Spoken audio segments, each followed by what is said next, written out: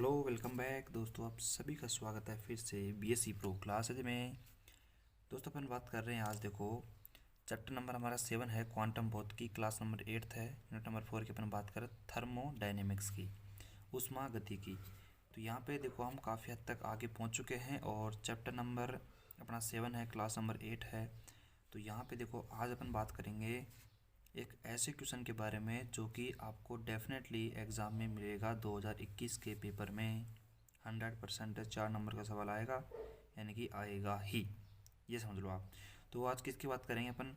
आज अपन बात करने वाले बोस आइंस्टीन सांख्यिकी के बारे में और उसके बंटन नियम, उसका जो डिस्ट्रीब्यूशन लॉ है उसको अपन बात करेंगे। और हमारे पास जो फर्मी डिराक सांख्यिकी है उसकी भी बात करेंगे, और उसके जो बंटन नियम है, उसका जो डिस्ट्रीब्यूशन लॉ है उसके बारे में बात करेंगे।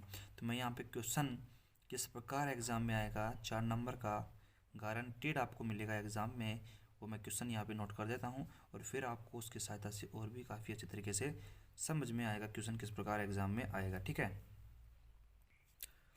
तो आप देख सकते हो आपके सामने मैंने यहाँ पे जो हमारे दोनों क्वेश्चन है, इम्पोर्टेंट क्वेश्चन है, जो चीज़ें मेरे से हो सकी मैं यहाँ पे लिख सकता हूँ। मैं यहाँ पे क्या लिख रहा हूँ, देखो 100% है दोनों क्वेश्चनों के आने के चांसेस नहीं, आप देख लो पिछले साल के पेपर उठा के देखोगे तो आपको दोनों क्वेश्चन हर एक साल ये तो ये आएगा, जैसा ये आएगा। इस यूनिट की बात कर रहा हूँ मैं, यूनिट नंबर 4 की। इस प्रश्न को ज़रूर पढ़ लेना, 4 नंबर पक्के हो जाएंगे, 100% आएंगे दोनों क्वेश्चन। या तो ये आएगा, यही चीज़ कंडीशन ये इस पर भी लागू होती है, यानी कि ये भी 4 नंबर का आ सकता है। या तो ये आएगा पक्का, 100% है, 99 नहीं है, 100% है पक्का। ठीक है, तो देखो यहाँ पे देखो अपन को करना क्या है, इस क्वेश्चन में अपन को लिखना कैसे है, 4 नंबर पक्के कैसे करने हैं। क्वेश्चन कह रहा है हमारा कि बोस आइंस्टीन सांख्यिकी को समझाते हुए बंटन नियम को सत्यापित करो। और बंटन नियम में क्या करना है अपन को, n I is equal to g i upon में ए एक्सपोनेंशियल, यानी कि देखो ये ए की पावर में है, चाहे इसको एक्सपोनेंशियल लिख लो या चाहे की पावर में लिख लो, माइनस का 1 है।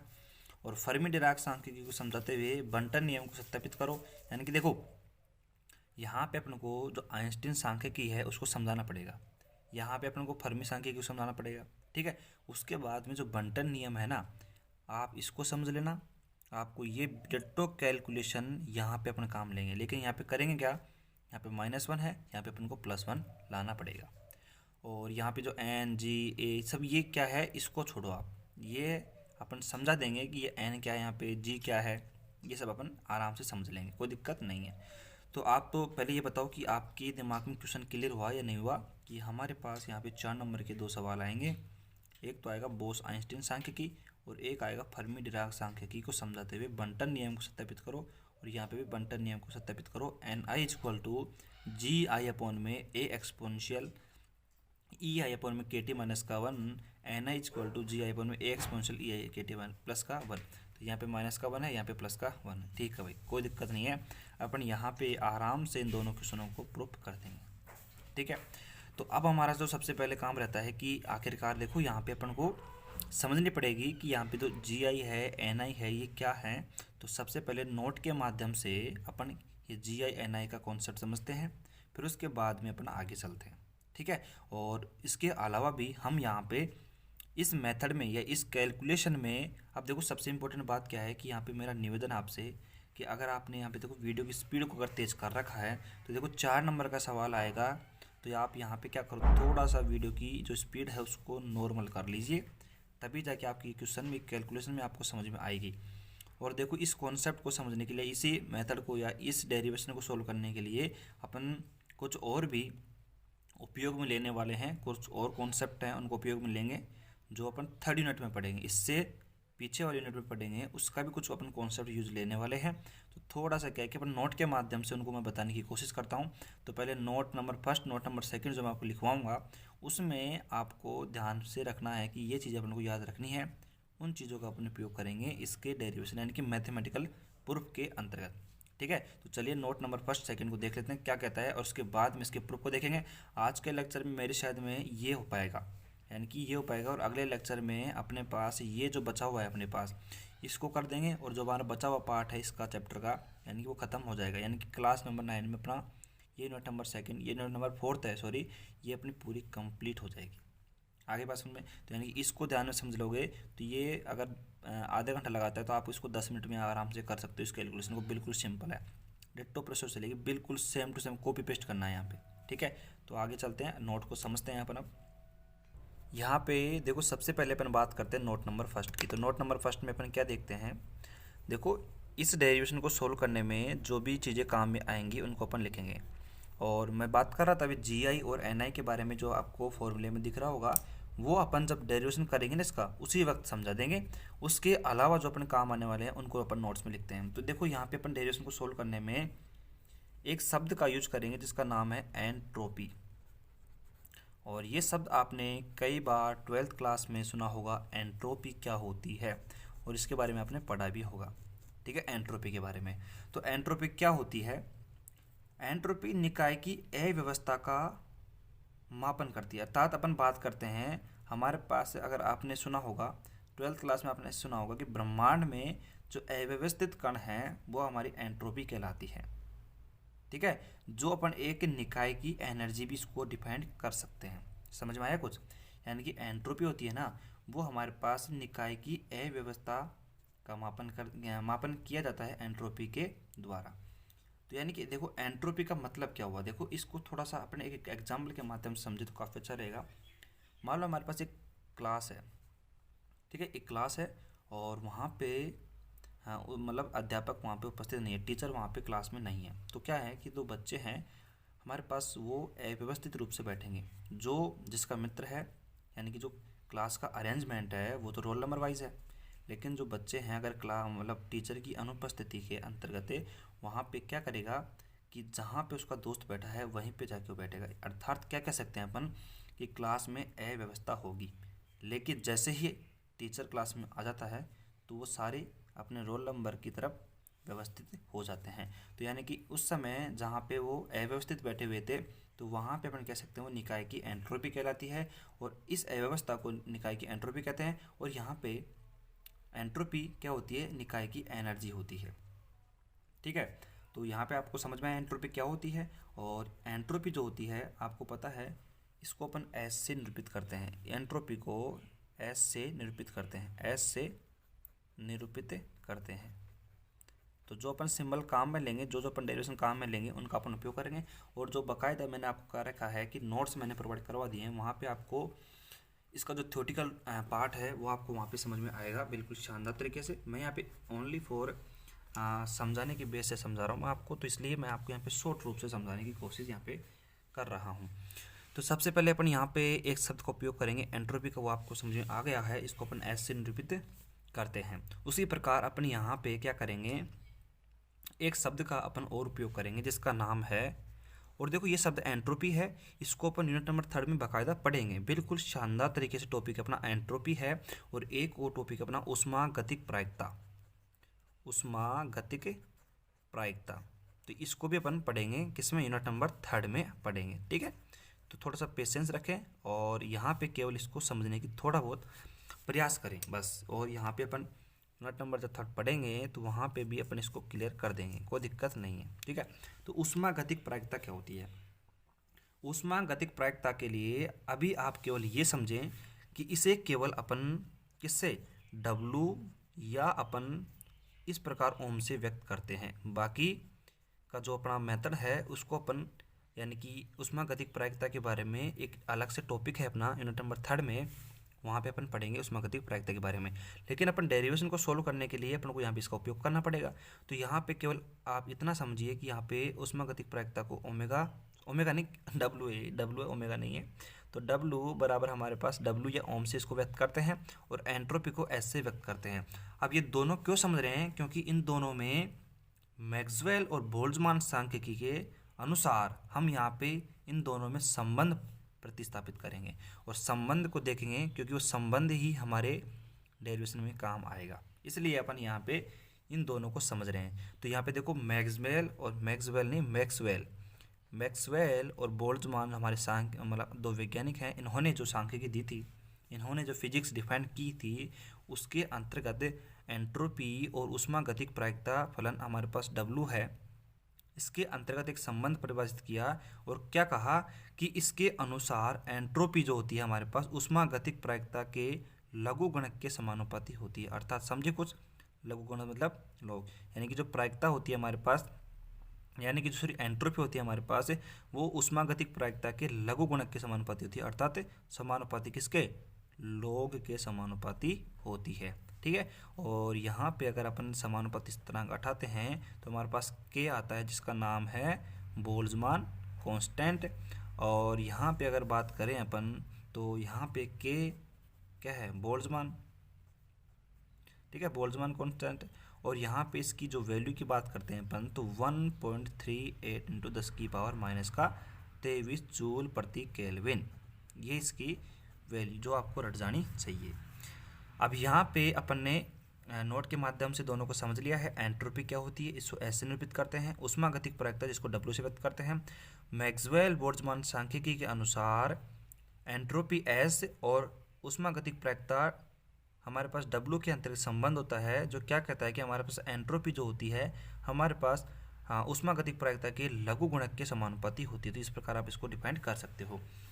यहाँ पे बिल्कुल अपन आराम से समझेंगे एक एक टॉपिक को, क्योंकि 4 नंबर का सवाल है। अगर आप इस चैप्टर में से केवल ये सवाल समझ लेते हो तो 4 नंबर आप पक्के कर लेते हो, समझ लो आप। ठीक है, तो ये नोट नंबर फर्स्ट के अंदर इतनी कहानी थी, वो अपन समझने वाले थे। यानी कि अपना जो इम्पोर्टेंट पार्ट था समझाने का वो यही था कि हमारे पास ऊष्मागतिक ये जो संबंध है इसको आपको बताना है। नोट नंबर सेकंड में इसी प्रकार अपन बात करते हैं। तो देखो नोट नंबर सेकंड के अंदर बात करते हैं तो नोट नंबर सेकंड क्या कहता है, यहाँ पे अपन इस डेरिवेशन को सोल्व करने के लिए एक फॉर्मूला है और एक वैज्ञानिक ने उस फॉर्मूले को प्रतिस्थापित किया था जिसका नाम है स्टर्लिंग फॉर्मूला। क्या नाम है, स्टर्लिंग फॉर्मूला। अब ये एक वैज्ञानिक था, इन्होंने अपना एक फॉर्मूला प्रदान किया और उस फॉर्मूले को अपन सीधा उपयोग करेंगे। इसको समझने की कोई आवश्यकता नहीं है, बाकी अपन इसका उपयोग करेंगे केवल। ठीक है, तो स्टर्लिंग फॉर्मूला है इसका। ये क्या फॉर्मूला होता है, देखो लॉग बेस में ई है, फैक्टोरियल एन यदि हमारे पास है तो इसकी वैल्यू को अपन कैसे सोल्व करते हैं, एन लॉग एन माइनस का एन। इस प्रकार अपन फैक्टोरियल एन को इस प्रकार खोल सकते हैं, यानी कि एन लॉग एन माइनस का एन। इस प्रकार अपन क्या करेंगे, इसकी कैलकुलेशन को सोल्व करेंगे डेरिवेशन के अंदर इस फॉर्मूले का उपयोग करते हुए। तो आपको ये फॉर्मूला याद रखना है, किसका, स्टर्लिंग सूत्र, यानी कि स्टर्लिंग फॉर्मूला याद रखना पड़ेगा आपको। ठीक है, और यहाँ पे आपको थोड़ा सा ये तो पता होगा, वैसे मैं बता देता हूँ बस। हमारे पास जो फैक्टोरियल यदि एन है हमारे पास, इसको कैसे ओपन करते हैं, इस प्रकार भी अपन इसको लिख देते हैं। तो इसको कैसे ओपन करते हैं आपको पता है कि एन माइनस का 1, ठीक है, एन माइनस का 2, एन माइनस का 3 और डॉट डॉट डॉट लास्ट में जो वैल्यू आएगी अगर अपने पास वो कहाँ तक 3 2 1 तक हमारे पास आ जाती है। ठीक है, तो इस प्रकार अपन क्या करते हैं, हमारे पास फैक्टोरियल एन की वैल्यू को ओपन कर देते हैं। तो यहाँ पे हमने नोट नंबर फर्स्ट और नोट नंबर सेकंड में क्या समझा है, एंट्रोपी के बारे में। और यहाँ पे देखो नए शब्द हैं, आपको समझने में थोड़ी सी प्रॉब्लम हो सकती है, लेकिन जब आप यहाँ पे इनको समझ लोगे तो यूनिट नंबर थर्ड में जब इनका अपन अच्छी तरीके से अपना इनका वर्णन करेंगे तो आपको और भी अच्छी तरीके से समझ में आएगा, क्योंकि अपने यहाँ पे इनका जो निरूपण है वो आपने यहाँ पे देख लिया है। तो यहाँ पे देखो एंट्रोपी को ऐसे निरूपित करते हैं और ऊष्मागतिक प्रायिकता को अपन W या ओम से व्यक्त करते हैं। तो यहाँ पे ये अपने फिलहाल देख लिया संबंध। और Stirling formula log e factorial n is equal to n log n minus का एन, ये हमारा फॉर्मूला होता है एन लॉग एन माइनस का एन, और ये आपको याद होगा। आप चलते हैं सीधा अपन क्वेश्चन नंबर फर्स्ट पर जिसका नाम है बोस आइंस्टीन सांख्यिकी। तो वहाँ पे उसको अपन पहले थोड़ा बहुत बोस आइंस्टीन सांख्यिकी है उसके बारे में थोड़ा बहुत अपन बताते हैं।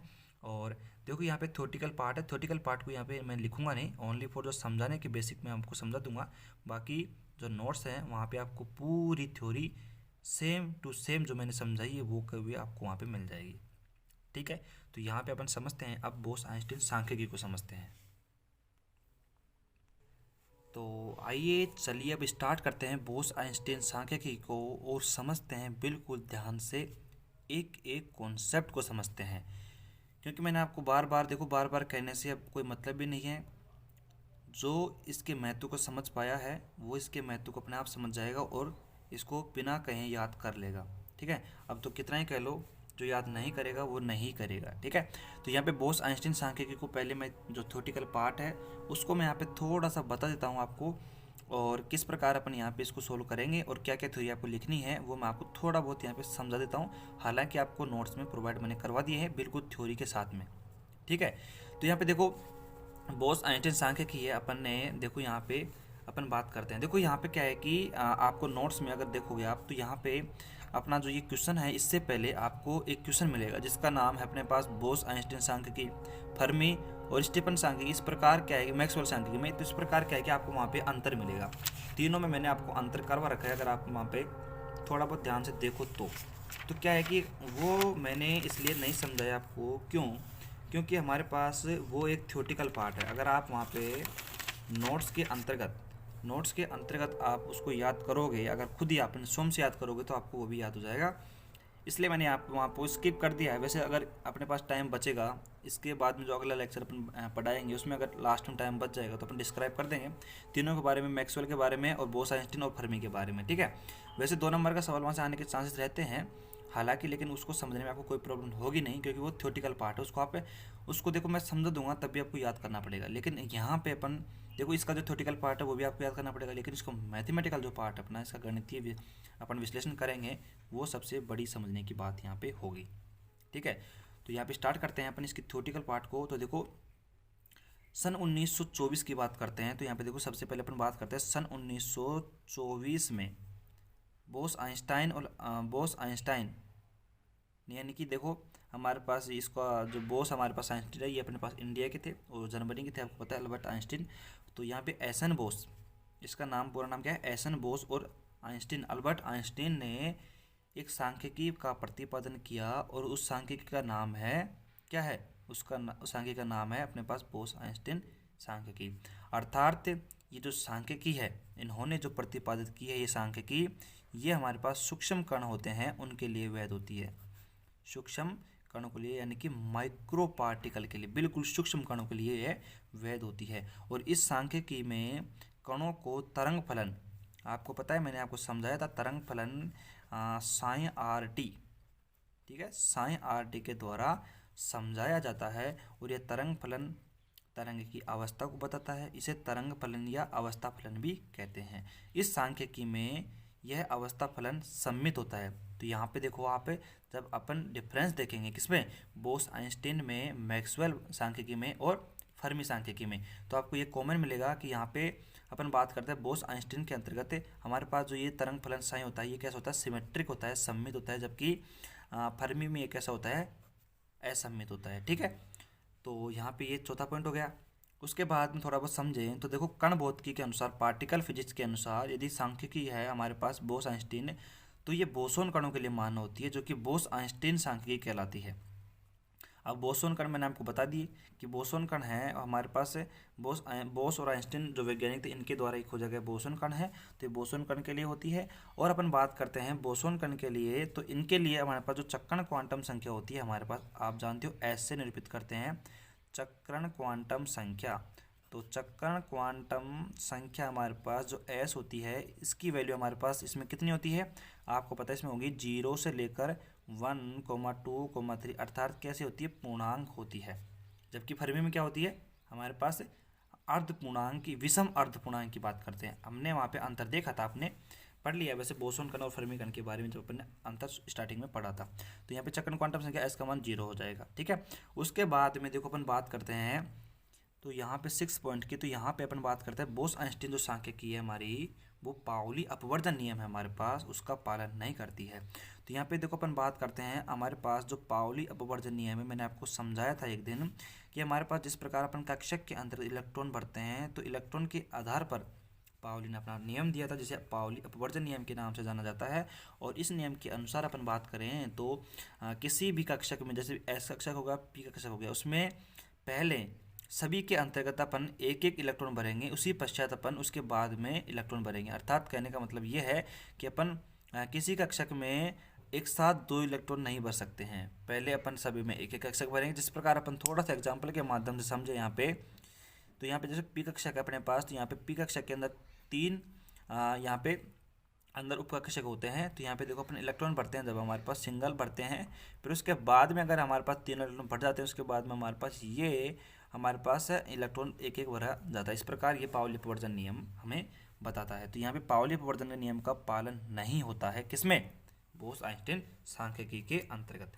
फिर उसके बाद में थोड़ा बहुत आप इसके बारे में क्या लिख सकते हो कि हमारे पास जो सांख्यिकी है ये हमारे पास अविभेद कणों के लिए होती है। अर्थात अविभेद कणों से मतलब यहाँ पे तात्पर्य क्या है, अपन बात करते हैं यहाँ पे 7 पॉइंट हमारे पास अविभेद कण। तो अविभेद कण हमारे पास है, इससे तात्पर्य क्या है कि ये बोस-आइंस्टीन सांख्यिकी है ऐसे पार्टिकल्स में वैलिड होती है जहाँ पे अपन जो पार्टिकल्स है उनमें डिफरेंस नहीं कर सकते हैं। अर्थात अविभेद का मतलब ये होता है डिफरेंस नहीं कर सकते, उनको पहचान नहीं सकते हैं, ठीक है।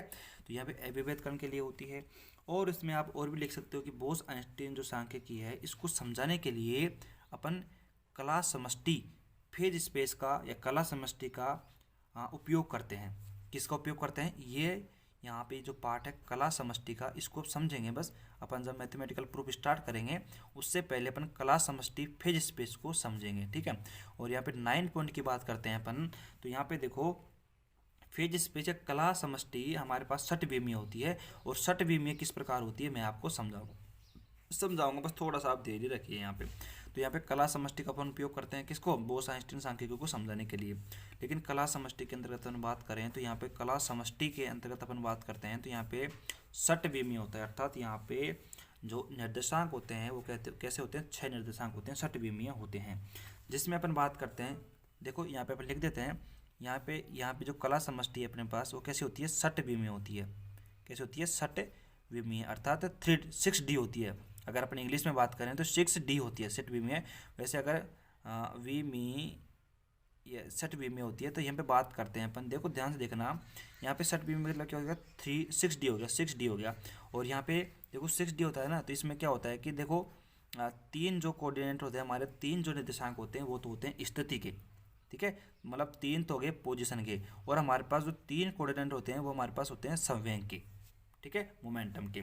एक होता है हमारे पास डायरेक्ट उसका स्थिति का होता है, पोजीशन का होता है, और एक हमारे पास होता है संवेग का, मोमेंटम का होता है। तो कला समष्टि में किसी भी एक कोष्टिका या आयतन अगर अपन किसी भी कला समष्टि के अंतर्गत किसी भी कोष्टिका का जो आयतन है अगर उसको अपन निरूपित करना चाहें तो देखो हमारे पास, देखो ये जो कहानी है मैं आपको यहाँ पे, देखो आप थोड़ा मैं समझने की कोशिश करना कि यहाँ पे जो कला समष्टि के बाद वाला जो ये अपना पार्ट है इसको अपन समझेंगे अपन मैथमेटिकल प्रूफ को करने से पहले, क्योंकि कला समष्टि के द्वारा ही अपने पास बोस-आइंस्टीन सांख्यिकी को समझाया जाता है। तो यहाँ पे आपने समझा कि यहाँ पे कला समष्टि होती है। कला समष्टि हमारे पास 6D होती है, षटविमीय होती है, जिसमें 3 निर्देशांक हमारे पास पोजीशन के होते हैं और हमारे पास 3 निर्देशांक समय के मोमेंटम के होते हैं। तो यहाँ पे देखो अगर बात करें षटविमीय यानी कि कला समष्टि के अंतर्गत अगर किसी आयतन को व्यक्त करें तो किस प्रकार करेंगे? देखो dx dy dz, क्योंकि 3 तो स्थिति के और 3 हमारे पास हो जाएंगे किसके? संवेग के, dpx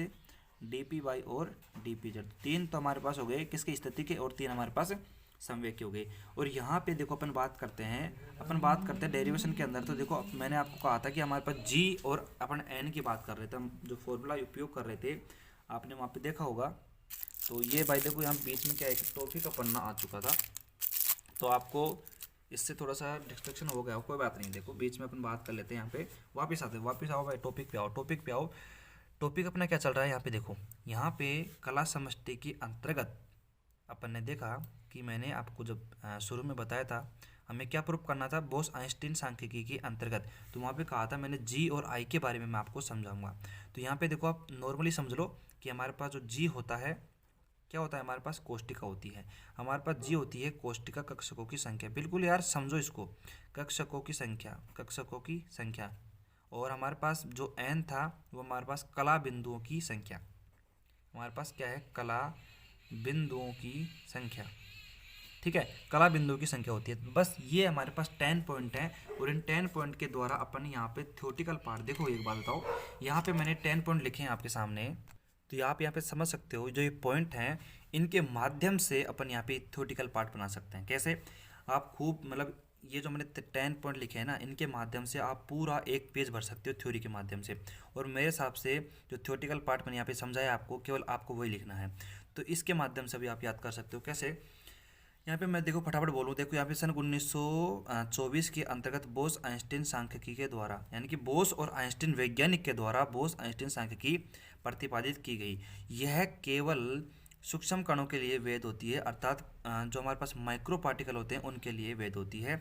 और अपन बात करते हैं कि यहाँ पे सूक्ष्म पार्टिकल यानी कि अपने पास बोस आइंस्टीन सांख्यिकी है, इसको समझाने के लिए तरंग फलन साइन आर टी का उपयोग किया जाता है, जो कि हमारे पास सिमेट्रिक होता है। और यहाँ पे बात करते हैं अपन, यहाँ पे तरंग फलन साइन आर टी की बात करते हैं, तो यहाँ पे अपन बात करें बोस आइंस्टीन सांख्यिकी के अंतर्गत जो हमारे पास बोसोन पार्टिकल के लिए यहाँ पे अध्ययन किया जाता है। तो बोसोन कण के लिए हमारे पास चक्रण क्वांटम संख्या एस का मान कितना होता है 0 1 2 3, अर्थात हमारे पास पूर्णांक होता है। ठीक है, पूर्णांक होता है। और अपन आगे बात करते हैं तो हमारे पास बोस आइंस्टीन सांख्यिकी है, इसके अंतर्गत पाउली अपवर्जन नियम का पालन नहीं होता है। ठीक है, यहाँ पे मैं लिख देता हूँ नहीं होता है। ठीक है, नहीं। और यहाँ पे बात करते हैं बोस आइंस्टीन सांख्यिकी अविभेद कणों के लिए, तो यहाँ तक तो हो गया। और अविभेद का मतलब समझा दिया, तो मैंने आपको यहाँ पे डिफरेंस नहीं कर सकते अपन पार्टिकल के बीच में, तो अविभेद का मतलब आपने समझ में आ ही गया होगा, कोई दिक्कत नहीं है। अब बात करते हैं, देखो ध्यान से देखना, इसके बाद का जो पार्ट है थोड़ा सा आपको थोड़ा सा कठिन लगेगा, डिफरेंट लगेगा, क्योंकि यहाँ पे अपन ने इसके बारे में अभी तक कोई भी अध्ययन नहीं किया हुआ है। तो ये अपन बात करेंगे यूनिट नंबर 3 के अंदर, इसके बारे में पूरा डिस्कस करेंगे, कला समष्टि क्या होती है, क्या कैसे क्या है, बिल्कुल शानदार तरीके से समझेंगे। लेकिन आप यहाँ पे इसको थोड़ा बहुत समझने की कोशिश करो। अब देखो यहाँ पे कला समष्टि की बात करते हैं, फेज स्पेस की बात करते हैं, तो इसको थोड़ा सा यहाँ पे ध्यान से समझने की कोशिश करना। जैसे कि मान लो हमारे पास क्या है कि हमारे पास एक स्कूल है। ठीक है, एक अच्छा खासा बड़ा स्कूल है, इसको अपन मान रहे हैं फेज स्पेस। बिल्कुल ध्यान से समझने की कोशिश करना। ये जो पूरी कहानी है ना, ये पूरी कहानी इसमें अपन समेट के रख देंगे और एकदम शानदार तरीके से समेटेंगे। देखना, यहाँ पे अपन बात करते हैं, देखो यहाँ पे एक स्कूल है, हमारे पास एक विद्यालय है। देखो विद्यालय लिख लेते हैं, स्कूल नहीं छोड़े, विद्यालय लिख लेते हैं। तो यहाँ पे एक विद्यालय है जिसको अपन नाम दे रहे हैं, क्या नाम दे रहे हैं, इसको अपन नाम दे रहे हैं कला समष्टि। समझना बिल्कुल, इसको नाम दे रहे हैं अपन कला समष्टि फेज स्पेस, इंग्लिश में बोले तो कला समष्टि इसको अपन नाम दे रहे हैं। और समझो यहाँ पे अपन देखो, एक तो कला समष्टि है, ठीक है, उसके बाद में ये तो कला समष्टि के बाद में फिर उसके बाद में क्या कहा इसमें कि सट वे में 3D 6D होता है, 6D होता है, 3 हमारे पास पोजीशन का, 3 हमारे पास मोमेंटम का, इस प्रकार इसका अपन आयतन यहाँ पे लिख सकते हैं। किसमें, कला समष्टि के अंतर्गत आयतन किस प्रकार लिखेंगे, dx dy dz, क्योंकि 3 तो स्थिति के और 3 हमारे पास समय के होंगे। तो इस कहानी को तो छोड़ो, ठीक है। उसके बाद में अपन कला समष्टि के अंतर्गत ये हमारे पास कक्षकों की संख्या है और ये कला बिंदु की जो संख्या है, उस कॉन्सेप्ट को समझेंगे इस डायग्राम के माध्यम से। तो हमारे पास एक विद्यालय है बड़ा, उसके अंतर्गत हमने क्या देखे कि उसके अंदर हमारे पास जैसे मान लो ये कमरे इसमें मौजूद है, इस प्रकार आपको पता है कमरे मौजूद होंगे किसी भी विद्यालय के अंतर्गत, ठीक है। तो इस प्रकार हमारे कमरे मौजूद होंगे, ये देखो इस प्रकार हम कमरे लिख देते हैं। तो आपने क्या देखा कि हमारे पास एक विद्यालय है, उसके अंतर्गत अपन बात करते हैं कि हमारे पास मान लो 50 कमरे हैं, 50 कमरे हैं। तो यानी कि जो हमारे पास इस विद्यालय के अंतर्गत जो 50 कमरे मौजूद हैं वो हमारे पास जी है, जो कि कक्षकों की संख्या है। यानी कि आप देख सकते हो कमरों को अपन कक्षक भी बोल सकते हैं। और इसको समझने के लिए जो एग्जाम्पल लिया है वो मैंने इसीलिए लिया है कि अपन कमरों के माध्यम से समझेंगे कोष्ठिकाओं को, यानी कि कक्षकों की संख्या को। यहाँ पे जो कक्षक हैं इनको अपन कोष्ठिका भी कहते हैं। क्या कहते हैं, कोष्ठिका भी इसको अपन कहते हैं। तो यानी कि हमारे पास क्या हुआ कि हमारे पास इस विद्यालय के अंदर 50 कमरे हैं, तो यानी कि इस विद्यालय के अंदर 50 कमरे हैं, तो यानी कि इस कला समष्टि के अंतर्गत हमारे पास क्या है, हमारे पास 50 कोष्ठिका हैं, 50 कोष्ठिका हैं, ठीक है। और समझो विद्यालय में कितने हैं, 50 कमरे हैं, उसी प्रकार कला समष्टि के अंदर 50 कोष्ठिका हमारे मौजूद हैं। उसके बाद में समझो ध्यान से, विद्यालय के अंतर्गत 50 कमरे हैं और इस 50 कमरे के अंतर्गत मान लो हमारे पास स्टूडेंट बैठे हुए हैं। कैसे बैठे हुए हैं, स्टूडेंट बैठे हुए हैं। प्रत्येक क्लास में आपको पता है स्टूडेंट मौजूद होगा। और यहाँ पे अपन कहते हैं कि टोटल कुल मिला के हमारे पास 50 कमरे हैं और 50 कमरों में मान लेते हैं हमारे पास 1000 स्टूडेंट हैं, 1000 विद्यार्थी हैं, 1000 क्या हैं, विद्यार्थी हैं, ठीक है। लेकिन यहाँ पे अपन कला समष्टि के अंदर बात करते हैं तो देखो 50 हमारे पास कोष्ठिका है और उसी प्रकार हमारे पास क्या हो जाएंगे, 1000 हो जाएंगे हमारे पास कला बिंदु n। समझो बिल्कुल, मतलब ये मान लो आपको 1% भी ऐसा नहीं लगेगा कि ये थोड़ा डिफिकल्ट है, इतना ईजी मैंने आपको इसको कर दिया है एग्जाम्पल के माध्यम से। तो देखो हमारे पास क्या समझा, विद्यालय है हमारे पास 50 कमरे हैं, उसी प्रकार कला समष्टि है 50 कोष्ठिका हैं, 1000 विद्यार्थी हैं, उसी प्रकार कला समष्टि में 1000 कला बिंदु हैं। अब यहाँ पे थोड़ा सा एक कॉन्सेप्ट अपन मैं लेके आता हूँ। तो यहाँ पे देखो समझ लिया आपने कि हमारे पास जो कोष्टिका है उसको जी से व्यक्त करते हैं और हमारे पास कला बिंदु है उसको अपन एन से व्यक्त करते हैं। तो एन और जी की कहानी आपको मेरे हिसाब से बिल्कुल समझ में आ गई होगी। अब देखो यहाँ पे एक समझने की बात क्या है, अपन इस कॉन्सेप्ट का उपयोग करेंगे किसमें, डेरिवेशन में। ठीक है, तो यहाँ पे समझने की कोशिश करना। हमारे पास देखो कोष्टिका है, कोष्टिका आपने कहा एक विद्यालय में 50 कमरे हैं, तो इसी प्रकार कला समष्टि में हमारे पास 50 कोष्टिका मौजूद हैं। तो 50 कोष्टिका आपने कहा, तो आप ये कह सकते हो कि 50 कोष्टिका हमारे पास नियत है, अर्थात कांस्टेंट है, कांस्टेंट है। तो हमने क्या कहा कि हमारे पास 50 जो कोष्टिका हैं वो कैसी है, नियत है, अर्थात अपन इसको गिन सकते हैं, मतलब ये फाइनाइट है, परिमित है। परिमित कैसे कि नियत नहीं कहेंगे इसको, अपन बोलेंगे परिमित। परिमित कह देंगे, नियत कह देंगे, अर्थात वही बात है, परिमित हो जाएगा हमारा ये। ठीक है, लेकिन अपन बात करते हैं हमारे पास जो एन है, हमारे पास जो एन है ना, कला बिंदु की संख्या, इसको थोड़ा ध्यान से समझना। कला बिंदु, तो यहाँ पे आप देख सकते हो हमारे पास जो कला बिंदु है, फेज पॉइंट है, इसकी संख्या भी हमने क्या मानी, 1000 विद्यार्थी अपन ने मानी है। सही बात है कि नहीं, बिल्कुल शानदार कॉन्सेप्ट है, समझो ध्यान से। हमने क्या कहा, एक विद्यालय में 1000 विद्यार्थी हैं, उसी प्रकार एक कला समष्टि में 1000 कला बिंदु पर मौजूद हैं, जिनको अपने एन से व्यक्त कर दिया। तो आप ये कहोगे कि हमारे पास टोटल विद्यार्थियों की संख्या 1000 है, बिल्कुल सही बात है भाई साहब। और हमने कहा कि ये नियत है, अर्थात अपन इसको गिन सकते हैं, अर्थात ये परिमित हो गई। लेकिन एक कॉन्सेप्ट को समझो भाई साहब, हमारे पास विद्यालय में कमरे 50 हैं, ठीक है, उसमें स्टूडेंट हमारे पास 1000 हैं, लेकिन अपन बात करें हमारे पास एक कमरे के अंतर्गत कितने स्टूडेंट हैं। और देखो इस कमरे में मान लो 50 विद्यार्थी हैं, ठीक है, मान लो इस यहाँ पे जो हमारे पास विद्यार्थी बैठे हुए हैं वो इस कमरे से इस कमरे में भी आ सकते हैं, इस कमरे से इस कमरे में भी आ सकते हैं, अर्थात यानी कि हमारे पास ओवरऑल अगर देखे जाएं तो हमारे पास एन कला बिंदु फिक्स हैं, परिमित हैं। लेकिन एक कक्षा के अंदर एक कोष्टिका के अंतर्गत अपन बात करें, हमारे पास विद्यार्थी क्या है, चेंज हो सकते हैं, अर्थात अपन यहाँ पे एन है अपने पास क्या है, परिवर्तित मान सकते हैं, इसको अपन क्या मान सकते हैं, परिवर्तित मान सकते हैं। और क्यों मान सकते हैं, अगर ओवरऑल देखा जाए तो यहाँ पे कला बिंदुओं की संख्या हमारे पास कांस्टेंट है। लेकिन मैंने क्या कहा आपसे कि यहाँ पे जितने भी कमरे हैं, देखो कमरे एक विद्यालय में फिक्स रहेंगे, कमरे अपना स्थान नहीं बदल सकते, लेकिन स्टूडेंट हैं जो विद्यार्थी हैं वो अपनी जगह है, अपना स्थान वो बदल सकते हैं, अर्थात एक कमरे से दूसरे कमरे में जा सकते हैं। उसी प्रकार हमने क्या कहा कि एन हमारे पास परिवर्तित हो सकता है, परिवर्तन हो सकता है, लेकिन हमारे पास जो जी है वो बिल्कुल कांस्टेंट रहेगा हमेशा के लिए, क्योंकि वो तो मतलब कमरे हैं और कमरे आपको पता है चेंज होते नहीं अपनी जगह पे से। तो ये डायग्राम अपन ने समझा और इस चित्र के माध्यम से मतलब ये जो कहानी है पूरी, ये मैंने आपको यहाँ पे समझा दी है और मेरे हिसाब से कोई भी दिक्कत नहीं आएगी। और जो कहानी है एन कला बिंदुओं की, हमने कहा हमारे पास 1000 परिमित हैं और एन अपरिवर्तित अपने कह दिया, मतलब दोनों ही कंडीशन अपने कह दी कि परिमित भी है और अपरिमित भी है, अर्थात वो परिवर्तित हो भी रहे हैं और नहीं भी हो रहे हैं। तो ये जो कॉन्सेप्ट है इसको अपन जहाँ पे अपन उपयोग करेंगे वहाँ पे और भी ध्यान से समझेंगे। ठीक है, तो यहाँ पे इतना आपने कॉन्सेप्ट समझ लिया और एक कॉन्सेप्ट या रिजल्ट अपने निकाल सकते हैं कि जी हमारे पास कांस्टेंट हो गया और एन हमारे पास परिवर्तन हो गया। लेकिन टोटल की बात करें तो एन हमारे पास कैसा होता है, परिमित होता है। लेकिन अगर सिंगल सिंगल की बात करें अपन तो हमारे पास परिवर्तित होता है। ठीक है, तो यहाँ पे चलो सिंपल सी बात अपन इसको ध्यान से समझ लिया है, कोई दिक्कत नहीं है। अब चलते हैं इसके मैथमेटिकल प्रूफ पर।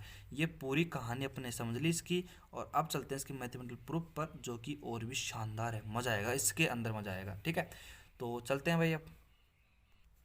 तो आइए चलते हैं अब इसका करते हैं मैथमेटिकल प्रूफ। और अपन ने क्या है कि इसका पूरा कॉन्सेप्ट उसको समझ लिया है। तो अभी भी वैसे तो बाकी कॉन्सेप्ट हैं वो बचे हुए हैं, लेकिन अब मज़ा आएगा इसको करने के लिए। ठीक है, तो देखो ना, अब यहाँ पे अपन को यहाँ पे थोड़ा ध्यान में क्या रखना है कि हमें क्या प्रूफ करना है। हमें ये थोड़ा ध्यान रखना है कि देखो हमें यहाँ पे N I is equal to अपन बात करते हैं, हमें जी आई अपॉन में ए एक्सपोनेंशियल ई आई की अपॉन ई आई अपॉन में के टी माइनस का 1, ये हमें प्रूफ करना है किसके अंतर्गत, बोस आइंस्टीन सांख्यिकी के अंतर्गत।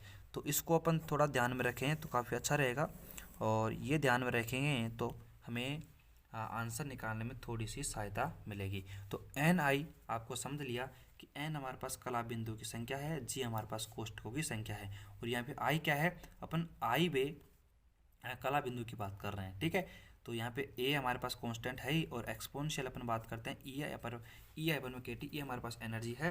और बात करते हैं के टी की, तो के हमारे पास बोल्ट्जमान नियतांक है, टेम्परेचर है -1। तो ये हमें प्रूफ करना है, ये हमें सिद्ध करना है, प्रूफ करना है, ठीक है। तो यहाँ पे अपन चलते हैं अब सॉल्यूशन पे बिल्कुल बिना किसी देरी के। तो यहाँ पे अपन करते हैं आंसर, और स्टार्टिंग कहाँ से होगी, देखो देखो बोस आइंस्टीन सांख्यिकी का गणितीय विश्लेषण करने के लिए ऊष्मागतिक प्रायिकता फलन, जो मैंने आपको समझाया था, जिसको W से व्यक्त करते हैं, और मैंने समझाया था एंट्रोपी और ऊष्मागतिक प्रायिकता फलन के बीच में संबंध समझाया था। तो इसलिए पहले वहाँ पे मैंने ऊष्मागतिक प्रायिकता फलन को समझाया। तो यहाँ पे अपन बोस आइंस्टीन सांख्यिकी को गणितीय विश्लेषण करने के लिए ऊष्मागतिक प्रायिकता फलन की सहायता लेंगे, और अपन बात करेंगे आई वे कला बिंदु के लिए प्रायिकता फलन के बात करेंगे। तो यहाँ पे देखो अपन यहाँ पे इसका प्रूफ करने के लिए क्या करेंगे, ऊष्मागतिक प्रायिकता फलन, ऊष्मागतिक प्रायिकता फलन की बात करेंगे। ऊष्मागतिक प्रायिकता फलन जो कि मैंने आपको समझा दिया, जिसको अपन W से व्यक्त करते हैं। और यहाँ पे कंडीशन क्या है कि हम आई वे कला बिंदु के लिए बात करेंगे। यहाँ पे आई वे कला बिंदु के लिए बात करेंगे, यानी कि आप समझे, यानी कि आई वे कला बिंदु का मतलब समझे। यानी कि अपन ने वहाँ पे एग्जाम्पल लिया था, एक विद्यालय का एग्जाम्पल लिया था, वहाँ पे 1000 स्टूडेंट है, यानी कि अपन बात करते हैं उसके अंतर्गत आई वे, अर्थात कोई भी हमारे पास मान सकते हैं कि एक स्विच स्टूडेंट को अपन उठा लिया, अर्थात आई वे कला बिंदु को उठा लिया, फिक्स नहीं उठाया 1 2 3 4। अर्थात देखो हमने विद्यालय का एग्जाम्पल लिया, तो वहाँ पे स्टूडेंट फिक्स है, लेकिन अपन किसी आइटम की बात करते हैं, किसी परमाणु की बात करते हैं, तो वहाँ पे कोष्टकों की संख्या है, कला बिंदु की संख्या है, वो इन्फिनिट है। तो यहाँ पे अपन क्या करेंगे, किसी आई वे कला बिंदु को उठाएंगे, यानी कि स्विच से उठाएंगे, यानी कि अपनी इच्छा के अनुसार। तो यहाँ पे अपन ऊष्मागतिक प्रायिकता फलन का उपयोग करेंगे, किसमें, गणित सत्यापन में। और यहाँ पे अपन बात करें किसके लिए, आई वे कला बिंदु के लिए। तो यहाँ पे जो फॉर्मूला है ये आपको याद करना पड़ेगा, जो मैं यहाँ पे लिख रहा हूँ। तो यहाँ पे देखो W क्या है हमारे पास, W है ऊष्मागतिक प्रायिकता फलन, और आई वे कला बिंदु के लिए बात कर रहे हैं, अर्थात देखो ये WI लगा दिया, और ये फॉर्मूला आपको याद करना पड़ेगा, GI फैक्टोरियल GI प्लस में NI माइनस का 1 अपॉन में फैक्टोरियल GI फैक्टोरियल NI।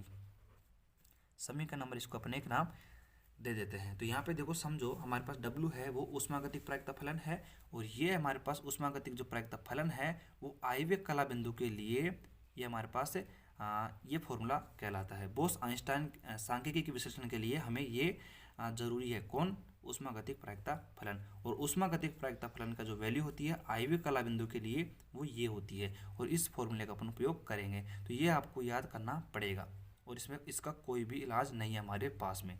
तो देखो WI हमारे पास क्या है, ऊष्मागतिक प्रायिकता फलन। तो आई वे कला बिंदु के लिए तो क्या है हमारे पास, GI फैक्टोरियल GI प्लस में NI माइनस का 1 फैक्टोरियल GI, देखो ये G बनाओ, ये 9 लग रहा है वैसे तो GI फैक्टोरियल NI, ये समीकरण नंबर 1 हो गया। तो यहाँ पे आपको समझ रहा है बिल्कुल, देखो W हमारे पास ऊष्मागतिक प्रायिकता फलन है, ठीक है, और हमारे पास G कोष्टकों की संख्या है, कक्षकों की संख्या है, ठीक है, और हमारे पास जो N है वो हमारे पास कला बिंदु की संख्या, ये आपको मैंने समझा दिया था बिल्कुल शानदार तरीके से। अब देखो ये अपन बात कर रहे हैं किसके लिए, ये अपन बात कर रहे हैं हमारे पास आई वे कला बिंदु के लिए, ठीक है। यानी कि अपन ने क्या करा था, मतलब स्विच से कोई आर्बिट्री अर्थात स्विच से बिंदु के लिए बात करी थी। लेकिन यदि अपन संपूर्ण निकाय के लिए बात करते हैं, अर्थात अपन जिस एग्जाम्पल, यानी कि अपन ने विद्यालय का यानी स्कूल का जो एग्जाम्पल लिया था उसमें अपन ने कोई स्विच से विद्यार्थी को उठाया था, लेकिन अपन अगर संपूर्ण स्कूल की बात करते हैं तो हमारे पास इसको कैसे प्रदर्शित करेंगे। देखो अगर अपन संपूर्ण टोटल निकाय की बात करते हैं, संपूर्ण निकाय के लिए, तो संपूर्ण निकाय के लिए अपन बात करते हैं यहाँ पे, तो क्या करेंगे, देखो ध्यान देखना, संपूर्ण निकाय के लिए अपन यहाँ पे देखो ये W है, तो WI तो हमारे पास आई वे के लिए है, तो संपूर्ण के लिए बात करेंगे तो W इज इक्वल टू, देखो यहाँ पे इसको अपन प्रदर्शित करते हैं पाई से, ये पाई है हमारे पास, ये पाई और WI है। तो यहाँ पे देखो संपूर्ण रूप से अगर इसको प्रदर्शित करेंगे संपूर्ण निकाय के लिए, तो इसको अपन इस प्रकार प्रदर्शित करेंगे। तो W बराबर क्या आ जाएगा हमारे पास, पाई WI। अब अपन को क्या करना है, कुछ भी नहीं करना, समीकरण जो हमारा 1 है उस समीकरण एक से हमें यहाँ पे जो डब्ल्यू आई है उसकी वैल्यू को उठा के यहाँ पे अपन को रख देना है। तो समीकरण एक से मान रखने पर, कहाँ पे, यहाँ पे रखेंगे मान रखने पर। तो यहाँ पे भाई समीकरण एक से वैल्यू पुट कर दो, क्या दिक्कत है। बिल्कुल भाई देखो कैलकुलेशन है ना, उसको बिल्कुल आराम से समझेंगे अपन। तो यहाँ पे समीकरण एक से वैल्यू रखेंगे तो हमारे पास क्या आएगा, देखो डब्ल्यू इज इक्वल टू, हमारे पास जो वैल्यू आएगी देखो पाई ऐसे कैसे रहेगा, और यहाँ पे जो डब्ल्यू आई की वैल्यू कितनी है, हाँ जी आई फैक्टोरियल जी आई प्लस में एन आई माइनस का 1 अपॉन में जी आई फैक्टोरियल एन आई, तो इसको यहाँ पे उठा के रख दो ऐसे कैसे। तो यहाँ पे अपन बात करेंगे, देखो ये हमारे पास हो जाएगा पाई ऐसे कैसे, और हमारे पास यदि अपन देखो फॉर्मूले में बात कर रहे हैं कि इसकी डब्ल्यू आई की, तो हमारे पास जो पाई है इसके सब मतलब अपन बात कर रहे हैं पदांक में, नीचे सब स्क्रिप्ट में हम आई लगा देंगे, क्योंकि अपन बात कर रहे हैं आई वे पार्टिकल की बात कर रहे हैं। तो ये हमारी ये संपूर्ण हो गया, लेकिन इधर वैल्यू जो लिख रहे हैं अपन वो किसके लिए लिख रहे हैं, आई वे कला बिंदु के लिए। तो यहाँ पे वैल्यू रख देंगे अपन जो हमारे पास वैल्यू है, तो जी आई और फैक्टोरियल जी आई प्लस में एन आई माइनस का 1 अपॉन में अपन बात करते हैं यहाँ पे जो वैल्यू आएगी अपने पास वो आएगी फैक्टोरियल जी आई और फैक्टोरियल एन आई। अब मैंने आपको जो कॉन्सेप्ट समझाया था वो कॉन्सेप्ट अपन उपयोग में लेंगे।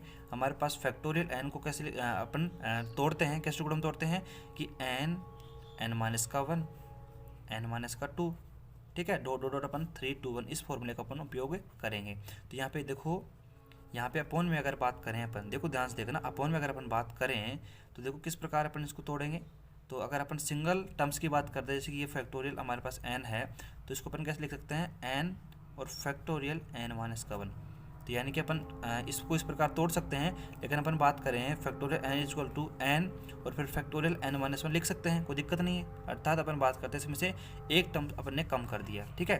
तो यहाँ पे अगर बात करें ये जी आई हमारे पास है, अगर इस फैक्टोरियल जी आई को अपन तोड़ें तो किस प्रकार तोड़ सकते हैं, जी आई और फैक्टोरियल जी आई माइनस का 1 इस प्रकार तोड़ सकते हैं या नहीं तोड़ सकते। तो क्या करें, अपन इस वैल्यू को उठा के हमारे पास समीकरण में इसमें रख दें। तो हमारे पास W बराबर कितना आ जाएगा, W बराबर हमारे पास आ जाएगा, देखो ध्यान से देखना, यहाँ पे देखो पाई आई हमारे पास सबस्क्रिप्ट में ऐसे कैसे है ही, और जी आई हमारे पास ऐसे कैसे है, और फैक्टोरियल में जी आई, देखिए 9 लग रहा है यार, इसको जी बनाओ, जी आई प्लस में एन आई माइनस का 1 अपॉन में बात करते हैं, देखो हमारे पास क्या आ जाएगा, यहाँ पे देखो ये जी आई फैक्टोरियल जी आई माइनस का 1 और फैक्टोरियल एन आई, ये जी आई से जी आई अपन ने कैंसिल यहाँ पे कर दिया है, आपको दिख रहा हो तो ठीक है।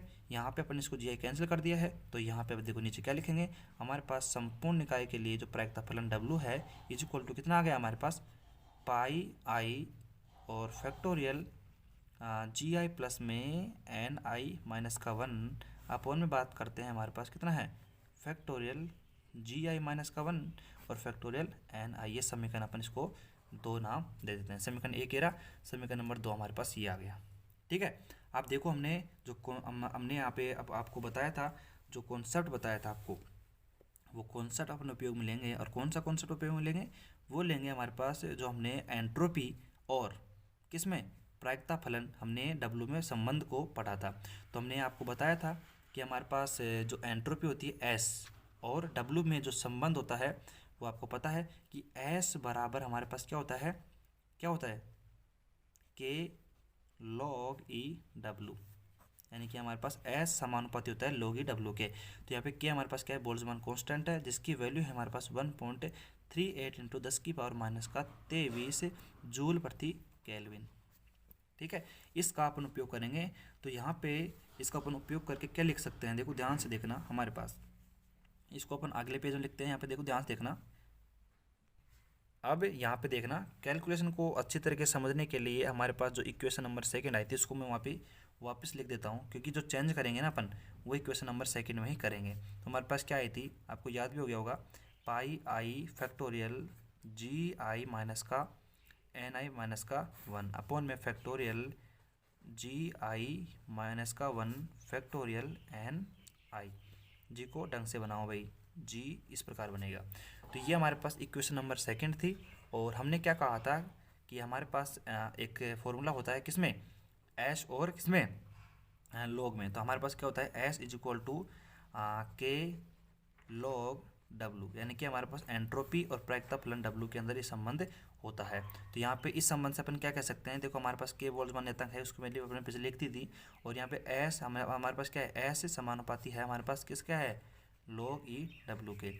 तो अपन यहाँ पे देखो क्या कर सकते हैं, यहाँ पे अपन क्या कर सकते हैं कि हमारे पास यहाँ पे अपने पास जो समीकरण नंबर 2 है, समीकरण नंबर जो 2 है उसमें बात करते हैं हमारे पास, देखो ध्यान से देखना। तो यहाँ पे जब अपन समीकरण नंबर सेकंड में यहाँ पे क्या करते हैं, समीकरण नंबर सेकंड में एक परिवर्तन करते हैं कि समीकरण 2 में बोथ साइड दोनों तरफ log लेने पर क्या लेते हैं, लघु गुणक लेते हैं, log लेने पर। तो हमने करा कि समीकरण नंबर 2 जो हमने log लिया, तो देखो क्या देखा हमने कि हमारे पास देखो log w is equal to हमारे पास जो पाई था ना, पाई, अब देखो किस में चेंज हो जाएगा, वो पाई हो जाएगा समीशन में चेंज। अब यहाँ पे देखो इस लॉजिक को अच्छे अच्छे टीचर भी नहीं समझाते हैं, और पता नहीं क्यों नहीं समझाते हैं, ये अपन को पता नहीं है, लेकिन अपन यहाँ पे इस चीज़ को ज़रूर समझाएंगे, ठीक है।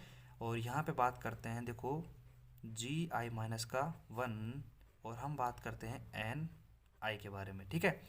ये हमारे पास आप देख सकते हो, बिल्कुल हमने log लिया, सही बात है, और हमने यहाँ पे क्या करा कि हमने log लेने के बाद में दोनों तरफ log ले लिया, बिल्कुल सही बात है। उसके बाद में हमने क्या करा, जो पाई था ना उसको हमने समीशन में चेंज कर दिया, और यही सीखने की बात है। अब यहाँ पे देखो डेरिवेशन कोई इतना बड़ी बात है नहीं, वो अपना आराम से सीख जाएंगे, लेकिन जो कॉन्सेप्ट है उसको सीखना बहुत ज़रूरी है। आपसे कोई भी पूछ ले, आप डेरिवेशन कर रहे हो, आप सीधा मान लो ये समीशन लिख दो, तब भी कोई दिक्कत नहीं है, एग्जाम में आप इसको छाप दो, मतलब ऐसे कैसे छाप दोगे तो भी कोई दिक्कत नहीं है, आपको 4 में से 4 मिल जाएंगे।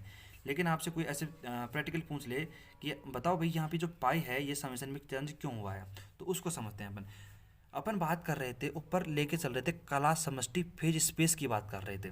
तो अपन मैं बताऊं यहाँ पे जो फेज स्पेस होता है, क्लास समष्टि होती है, उसके अंतर्गत हमारे पास जो यहाँ पे अपन इस प्रायिकता फलन डब्लू को प्रदर्शित करते हैं, वो अपन इस प्रकार प्रदर्शित करते हैं पाई के अंतर्गत। समझ में आया। लेकिन अपन ने क्या करा, लेकिन हमने यहाँ पे इस संबंध को देखा, यानी कि अपन बात करते हैं एस बराबर के log डब्लू और एस समानुपाती log डब्लू, अर्थात अपन देखो इस संबंध को यहाँ पे से रिलेट करेंगे, इसे संबंधित करेंगे, तो आपको पता है कि हम बात करने वाले हैं एंट्रोपी के बारे में। अब क्या करेंगे, हमारे पास जो ऊष्मागतिक प्रायिकता फलन है, जो लघुगणक हमारे पास जो ये फलन कहलाता है, वो क्या कहलाता है, एंट्रोपी कहलाता है, आपको पता है। तो हमारे पास अपन बात करेंगे अब जो हमारे पास जो ये निकाय है ये किस में, एंट्रोपी में है। और आपको पता है जो हमारे पास जो एंट्रोपी होती है, हमारे पास एंट्रोपी क्या होती है, निकाय की अव्यवस्था होती है, और निकाय की अव्यवस्था को अपन समीशन से प्रदर्शित करते हैं। अब ये कॉन्सेप्ट मेरे हिसाब से आपको समझ में आ जाना चाहिए। तो निकाय की जो एंट्रोपी होती है उसको अपन समीशन से व्यक्त करते हैं, और यहाँ पे अपन यहाँ पे कला समष्टि फेज स्पेस की बात करते हैं, वहाँ पे अपन डब्लू को अपन पाई के रूप में निरूपित करते हैं। तो ये काफ़ी अच्छा कॉन्सेप्ट है, आपसे कोई भी पूछ सकता है, तो काफ़ी अच्छा कॉन्सेप्ट आपने यहाँ पे सीखा है। और आप ये कोई मतलब किसी से पूछ सकते हो, तो आप यहाँ पे चेक कर सकते हो कि उसका जो लेवल है वो कहाँ तक है, किसी भी डेरिवेशन को समझने के लिए। तो यहाँ पे आगे चलते हैं अपन अब, और यहाँ पे देखो इसको समीशन में अपन चेंज कर दिया, क्यों कर दिया, क्योंकि एंट्रोपी में इसको बदलने के लिए अपन ने समीशन का उपयोग करा है, क्योंकि एंट्रोपी निकाय की अव्यवस्था होती है, और निकाय की अव्यवस्था को अपन समीशन से प्रदर्शित करते हैं, ठीक है। अब यहाँ पे देखो log में अपने इसको लिख दिया। अब देखो आपको यहाँ पे एक फॉर्मूला अप्लाई करना पड़ेगा जिसका नाम है log a अपॉन में b, और आपको पता है ए अपन में बी है, और यहाँ पे देखो क्या है हमारे पास, अगर देखें तो ये ए है, अपन देखो ए इसको मान रहे हैं ना, तो इसको मान लो बी और इसको सी मान लो, ये अपने पास ए है। तुलना कर रहे हैं अपन फॉर्मूला अप्लाई करने के लिए। तो यहाँ पे क्या कर रहा है, देखो ये ए है, ये बी है, ये सी है। तो यहाँ पे देखो फॉर्मूला कैसे बनेगा, ए अपॉन में बी और सी। तो यहाँ पे कैसा लगेगा फॉर्मूला, देखो देखना है यहाँ पे, देखो log होगा हमारे पास, ठीक है, log a, और फिर क्या होता है माइनस का, लेकिन आप यहाँ पे क्या करेंगे, log b प्लस में log c। बिल्कुल मेरे हिसाब से फॉर्मूला आपको समझ में आया होगा। वो ये log a अपॉन में b का है, तो log a माइनस का log b, लेकिन log अपॉन में जो b है वो b इंटू सी है, तो आपने क्या कर दिया, ए इंटू बी का फॉर्मूला लगा दिया, यानी कि log a प्लस में log b का। तो यानी कि ये फॉर्मूला आपके मेरे हिसाब से क्लियर हो गया होगा। इस फॉर्मूले को अपन अप्लाई करेंगे यहाँ पे इसमें, और अपन आराम से यहाँ पे इसको सॉल्यूशन कर देंगे। कैसे? देखो हमारे पास इधर आर एच एस साइड में, यानी कि sorry L H S side में, इस साइड में तो ये ऐसे कैसे रहेगा log ए डब्ल्यू, लेकिन हमारे पास ये आ जाएगा समीशन। और देखो अपन बात कर रहे थे आई वी के लिए, देखो आई वी हमारे पास ऐसे कैसे ये आ जाएगा, ठीक है।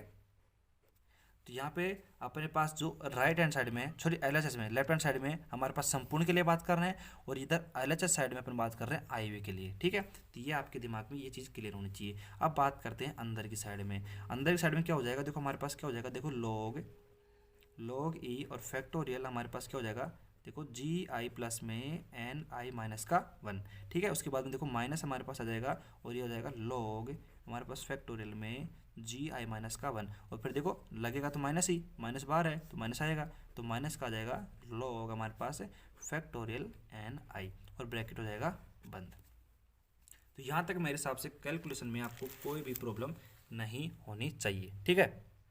तो यहाँ तक इस इक्वेशन तक मेरे हिसाब से आपको कोई प्रॉब्लम नहीं होनी चाहिए। यहाँ पे क्या किया अपन ने, बिल्कुल सिंपल कैलकुलेशन करिए, और log W बराबर वही log का फॉर्मूला लगाया है, और log A माइनस का log B लगाया है, ठीक है। ये फॉर्मूला लगा दिया।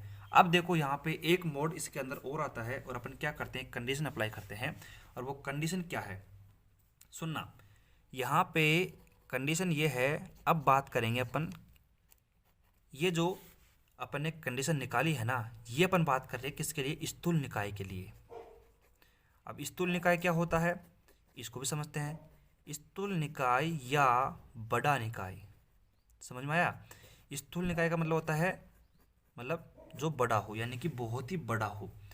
तो ये देखा हमने क्या करा कि यहाँ पे अपन ने स्थूल निकाय के लिए बात करी है, ठीक है। स्थूल निकाय की बात करी है, बड़े निकाय की बात करी है।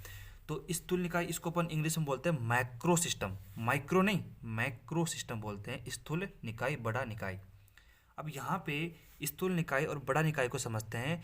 तो देखो अपन बात कर रहे थे, स्कूल की बात कर रहे थे, तो देखो ध्यान से देखना, हमारे पास स्कूल है, स्कूल के अंदर हमने जी आई एन आई को समझा था। जी आई हमारे पास कक्षकों की संख्या थी, और एन हमारे पास कला बिंदु की संख्या अर्थात विद्यार्थियों की संख्या थी। तो यहाँ पे देखो हमारे पास log में क्या है, जी आई प्लस में एन आई माइनस का 1, जी आई माइनस का 1, अर्थात अपन बात करें हमारे पास क्या थे, 1000 स्टूडेंट थे, और हमारे पास 50 कमरे थे। तो अपन बात करते हैं, अगर 1000 स्टूडेंट में से अगर अपन एक विद्यार्थी को हटा देते हैं, तब भी मेरे हिसाब से इतना कोई फर्क नहीं पड़ता। उसी प्रकार देखो, उसी कॉन्सेप्ट के माध्यम से मैं यहाँ पे समझाने की कोशिश कर रहा हूँ कि यहाँ पे जो जी आई है उसकी तुलना में हमारे पास एक बहुत छोटा है, और एन आई है उसकी तुलना में हमारे पास जो एक है वो काफ़ी छोटा है, अर्थात जी आई और एन आई की वैल्यू ज़्यादा है। अर्थात देखो हमने क्या कहा था कि हमारे पास जी आई है वो कितने, हमारे 50 कमरे हैं, और हमारे पास एन आई 1000 स्टूडेंट, अर्थात उनकी तुलना में हमारे पास एक वो काफ़ी छोटा है, अर्थात अपन इसको नगण्य मानकर छोड़ सकते हैं। अब देखो जो मैंने आपको एग्जाम्पल वहाँ पे समझाया था, उस एग्जाम्पल के माध्यम से ये पूरा डेरिवेशन आपको समझ में आएगा। अब देख लो, हमने यहाँ पे स्थूल निकाय को समझाया, स्थूल निकाय को भी हमने उसी कॉन्सेप्ट के माध्यम से आपको समझाया, यानी कि विद्यालय के हमारा स्कूल का जो एग्जाम्पल था उसी के माध्यम से आपको समझाने की यहाँ पे कोशिश करिए। अर्थात समझ में आ गया आपको कि हमारे पास जी आई और एन आई की तुलना में एक का मान है वो काफ़ी छोटा है, अर्थात अपन नगण्य मान सकते हैं। तो यहाँ पे अपन क्या करेंगे, इस फॉर्मूले में थोड़ा सा बदलाव करेंगे, और यहाँ पे जहाँ पे 1 है उसको हटा देंगे, और सिंपल यहाँ पे जी आई प्लस में एन आई लिख देंगे। तो अब देखना यहाँ पे क्या कैलकुलेशन अपन कर रहे हैं। तो बिल्कुल देखो, कैलकुलेशन को सोल्व करना, और लास्ट में अपन एक ट्रिक प्रदान करेंगे जिसके माध्यम से आपको ये पूरा डेरिवेशन एक ही बार में याद हो जाएगा, ठीक है। तो यहाँ पे देखो ध्यान से देखना, अब यहाँ पे क्या करेंगे, देखो यहाँ पे आएगा log E W is equal to, अपन बात करते हैं देखो समीशन हमारे पास I is equal to, bracket में बात करते हैं, देखो हमारे पास log ई और हमारे पास आ जाएगा जी आई प्लस में एन आई आ जाएगा, ठीक है। एक ओपन नेगेटिव कर ही दिया है, माइनस का हमारे पास log है, फैक्टोरियल में हमारे पास जी आई है, और माइनस का हमारे पास log और ये फैक्टोरियल में एन आई हमारे पास हो चुका है। अब अपन को क्या करना है, अब देखो हमारे पास क्या है, फैक्टोरियल हमारे पास क्या है, log में क्या है, फैक्टोरियल है, log में फैक्टोरियल है, log में फैक्टोरियल है। तो मैंने आपको यहाँ पे समझाया था, log में अगर फैक्टोरियल होता है तो हमने एक फॉर्मूला आपको बताया था जिसका नाम है स्टर्लिंग सूत्र। इसलिए मैंने जो भी इस डेरिवेशन में जो काम आने वाली चीज़ें हैं उनको मैंने पहले ही डिस्कस कर दी है ताकि आपको बाद में दिक्कत ना आए। तो स्टर्लिंग सूत्र से, स्टर्लिंग फॉर्मूला मैंने आपको समझाया था। यदि हमारे पास लॉग में फैक्टोरियल होता है तो उसको सोल्व करते हैं अपन स्टर्लिंग फॉर्मूले से। तो हमारे पास देखो स्टर्लिंग फॉर्मूला क्या कहता है, यदि हमारे पास लॉग में फैक्टोरियल होता है तो उसको सोल्व करते हैं ए लॉग ए माइनस का ए, ये फॉर्मूला अपन लगाते हैं इसको सोल्व करने के लिए। तो अप्लाई कर दो भाई, कर दो फटाफट। इसको अप्लाई करने में कोई ज़्यादा दिक्कत नहीं होगी। तो यहाँ पे अपन बात करते हैं, देखो ध्यान से देखना, हमारे पास क्या हो जाएगा, ये हो जाएगा हमारे पास log E W is equal to, देखो यहाँ पर समीशन की बात करते हैं, समीशन आई की, ठीक है, समीशन आई है ये। अपन ब्रैकेट के अंदर बात करते हैं, देखो हमारे पास सोल्व कैसे करेंगे, इसको सोल्व करो, ये फॉर्मूला लगाओ। तो लॉग ए यानी कि ए लॉग ए, अर्थात जो हमारे पास फैक्टोरियल में उसको आगे लेके आओ, यानी कि देखो ये आ जाएगा हमारे पास जी आई प्लस में एन आई, फिर आएगा ये इधर लगा दो ब्रैकेट छोटा, फिर मल्टीप्लाई में देखो लॉग ए, अर्थात वो का वो लिख दो, यानी कि लॉग ई, यहाँ पे अंदर में हमारे पास क्या आ जाएगा, हमारे पास अंदर आ जाएगा जी आई प्लस में एन आई, और माइनस भी करो, फिर माइनस भी करो हम किससे, माइनस भी करो जी आई माइनस का जी आई प्लस का एन आई से। तो ये तो हुआ सोल्व अभी फर्स्ट वाला। फिर सेकंड वाले को कर दो, सेकंड वाले के आगे पहले से माइनस लगा हुआ है तो देखो माइनस हमारे पास है, और जी आई को आगे ले आओ तो जी आई हो जाएगा, और मल्टीप्लाई में हो जाएगा हमारे पास क्या हो जाएगा, लॉग हमारे पास जी आई हो जाएगा, ठीक है। और हमारे पास इसको अपन माइनस करेंगे, लेकिन माइनस माइनस क्या हो जाएगा, प्लस हो जाएगा, आपको दिखाओ तो कैसे, क्योंकि हम बात करते हैं, देखो यहाँ पे माइनस लगा हुआ है पहले से ही, तो माइनस हो गया, फिर माइनस करें तो प्लस हो जाएगा, प्लस का हमारे पास क्या आ जाएगा, जी आई आ जाएगा। फिर बात करते हैं अपन यहाँ पे इसके लिए बात करते हैं, तो देखो माइनस का हमारे पास हो जाएगा एन आई आ जाएगा आगे, तो एन आई, और लॉग में बात करते हैं, लॉग हो जाएगा एन आई, और बात करते हैं माइनस माइनस हो जाएगा प्लस में, और क्या हो जाएगा एन आई। तो ये हमारे पास इसका सॉल्यूशन हो चुका है। तो आप यहाँ पे देखो थोड़ा सा ध्यान से, तो हमारे पास देखो क्या क्या होएगा, हमारे पास वैल्यू मिलेगी जो हमें थोड़ा सा यहाँ पे ध्यान से देखने की कोशिश करना। हमारे पास देखो ये माइनस का जी आई है, माइनस का एन आई हो जाएगा, तो ये दोनों देखो आप देख सकते हो प्लस का जी आई और प्लस का एन आई, अर्थात आप यहाँ पे इससे कैंसिल कर सकते हो। कैसे, ये माइनस का जी आई, ये माइनस का एन आई, तो इन दोनों को आप इस दोनों से कैंसिल कर सकते हो, कोई भी दिक्कत नहीं है, कोई भी दिक्कत नहीं है। अब हमारे पास जो बचा है उसको अपन वापस लिख लेते हैं।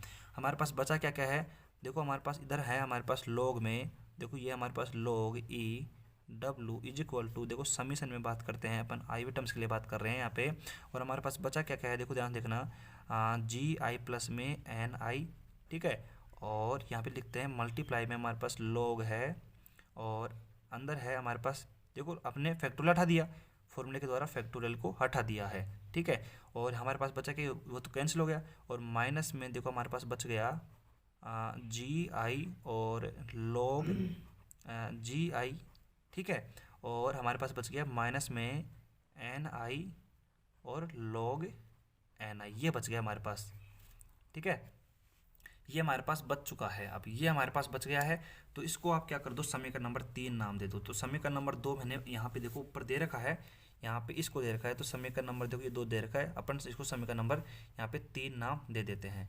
तो यहाँ तक मेरे हिसाब से आपको कोई दिक्कत नहीं होनी चाहिए। अपन ने क्या किया है, यहाँ इस कैलकुलेशन के बाद में अपन यहाँ पे तो देखो हमने सिंपल लॉ का फॉर्मूला लगाया था, उसके बाद में हमने स्थूल निकाय बड़े निकाय की बात करी थी, यानी कि अपने यहाँ पे जी आई और एन आई हैं वो एक की तुलना में बहुत बड़े हैं, तो एक को नगण्य मानकर अपन ने छोड़ दिया। तो यहाँ पे अपन ने एक को नगण्य मानकर छोड़ दिया, उसके बाद में हमने क्या करा, यहाँ पे आपको पता है कि फैक्टोरियल को सोल्व करने के लिए हमारे पास एक फॉर्मूला होता है जिसका नाम है स्टर्लिंग फॉर्मूला। स्टर्लिंग फॉर्मूले को अप्लाई करने के बाद में हमारे पास ये समीकरण नंबर 3 लास्ट में हमारे पास वैल्यू आ गई है। अब देखो यहाँ पे अपन और एक कॉन्सेप्ट का उपयोग करते हैं, देखो आप ध्यान से सुनना, यहाँ पे बिल्कुल शानदार तरीके से समझने की कोशिश भी करना। हमारे पास समीकरण 3 में उपस्थित जो एलएचएस भाग है वो निकाय की एंट्रोपी को व्यक्त करता है। क्यों, क्योंकि आपने कहा था कि हमारे पास मतलब किसका प्रायिकता फलन, हमारे पास जो प्रायिकता फलन होता है हमारे पास किसका प्रायिकता फलन होता है, हमारे पास देखो आप जो हमारे पास उष्मागतिक प्रायिकता फलन होता है, उष्मागतिक प्रायिकता फलन W होता है, उसका लघु गुणक क्या कहलाता है, एंट्रोपी कहलाता है। अर्थात हमारे पास जो एलएचएस पार्ट है हमारा वो हमारी एंट्रोपी कहलाएगी। और आपको पता है कि साम्य अवस्था की स्थिति में एंट्रोपी का मान सबसे अधिक होता है, इसलिए लघु गुणक का अवकल रूप शून्य प्राप्त होता है। कुछ समझ में आया? मेरे हिसाब से बिल्कुल भी नहीं आया। इसको क्या है कि आप अपन नेक्स्ट पेज में समझते हैं बिल्कुल शानदार तरीके से, और भी अच्छे तरीके से समझ में आएगा। इसको अपन पेज को चेंज करते हैं और समीकरण 3 को मैं बेकायदा वापस लिख दूंगा, वहाँ पे कोई दिक्कत नहीं है। समीकरण नंबर 3 अपने पास ये है, इसको अपन आगे बढ़ाते हैं और सॉल्यूशन करते हैं इसका। देखो आप देखते हैं यहाँ पे अपन क्या है, जो समीकरण नंबर 3 है उसको समझने के लिए वापस लिख देते हैं। यहाँ पे हमारे पास क्या आया था, देखो लॉग में ई और डब्लू इज इक्वल टू बात करते हैं समीशन, हमारे पास आई वे टर्म्स के लिए बात कर रहे हैं। और यहाँ पे देखो ब्रैकेट में लिख देते हैं जी आई प्लस में एन आई, और लॉग हमारे पास कितनी है, लॉग ई जी आई प्लस में एन आई, और यहाँ पे माइनस का है हमारे पास क्या है, जी आई लॉग ई और जी आई, ठीक है। और माइनस का हमारे पास है एन आई और लॉग ई एन आई, ठीक है। ये हमारे पास ब्रैकेट में आ गया, इसको अपन समीकरण नंबर 3 नाम दिया था इसको। अब देखो ध्यान से समझने की कोशिश करना, यहाँ पे अपन कुछ और भी समझाने की यहाँ पे कोशिश कर रहे हैं। हमारे पास समीकरण 3 का जो एलएचएस पार्ट है ये हमारे पास एंट्रोपी को व्यक्त करता है। कैसे? क्योंकि हमने कहा था कि हमारे पास जो एंट्रोपी होती है वो समानुपाती होती है लघु गुणक रूप की, किसके, उष्मागतिक प्रायिकता फलन W के, ठीक है। तो हमारे पास ये फलन के माध्यम से अपन कह सकते हैं कि हमारे पास जो एंट्रोपी होती है वो ये कहलाएगी एलएचएस भाग में। और हमने क्या कहा कि साम्य अवस्था की स्थिति में, किसकी, साम्य अवस्था की स्थिति में हमारे पास जो एंट्रोपी एस का जो मान होता है वो कैसा होता है, मैक्सिमम प्राप्त होता है। अब आपको ये समझ में नहीं आएगा कि साम्यावस्था होती क्या है, और इसमें हमारे पास एंट्रोपी का जो वैल्यू है वो सबसे मैक्सिमम अधिकतम कैसे प्राप्त होता है।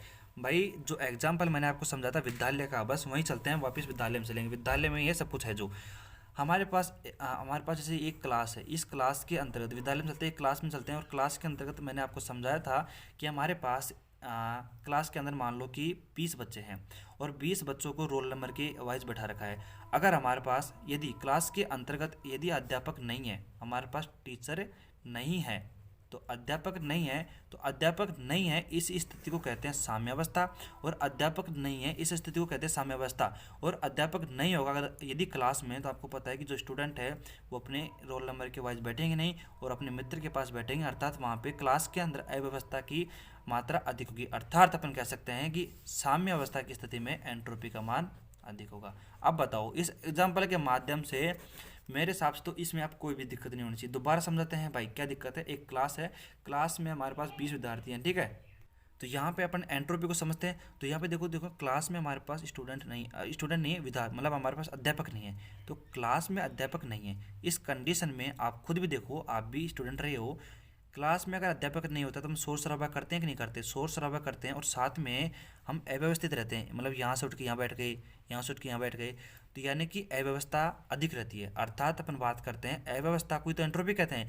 हमारे पास निकाय में जो अव्यवस्था होती है उसको एंट्रोपी कहते हैं, और निकाय में यदि एंट्रोपी अधिक होगी तो आपको पता है वो साम्यावस्था में होगी। तो साम्यावस्था की स्थिति क्या होती है, जब क्लास में अध्यापक नहीं होता है। तो आपको समझ में आया कि साम्यावस्था की स्थिति में हमारे पास जो हमारे पास एस है, एंट्रोपी है, उसका मान कितना होगा, मैक्सिमम होगा। अब मेरे साथ समझ में आ जाना चाहिए। और हम कह रहे हैं कि आपको पता है कि मैक्सिमा का मान, आपने यहाँ पे देखा होगा, अपन ने फर्स्ट ईयर में पढ़ा है, मैक्सिमा और मिनिमा क्या होती हैं, कांस्टेंट होती है। और कांस्टेंट का जो डेरिवेटिव यानी कि डेरिवेटिव एस करें तो हमारे पास जीरो होगा, क्योंकि हमारे पास बात करते हैं मैक्सिमा और मिनिमा क्या होती है, कांस्टेंट होती है। कांस्टेंट का हमारे पास अवकलन जीरो होता है। तो हमने यहाँ पे देखो एलएचएस पार्ट हमारा पास ये रहा, ये लॉग डब्ल्यू की यानी कि एंट्रोपी की तो बात कर ली, यानी कि हमारे पास डेल एस की बात कर ली, वो तो जीरो होगा। लेकिन अगर अपन यहाँ पे आरएचएस साइड की बात करते हैं, left hand side, right hand side की, तो यहाँ पे आप देखो हमारे पास जी आई प्लस में एन आई है।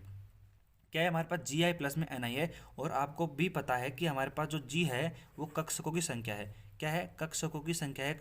तो आप देख सकते हो हमारे पास जो कोष्टक हैं, जो हमारे पास कक्षक हैं, उन कक्षकों की संख्या हमारे पास नियत है, अर्थात कांस्टेंट है। अर्थात हमारे पास जी आई का जो डेरिवेटिव होगा वो भी हमारे पास जीरो होगा।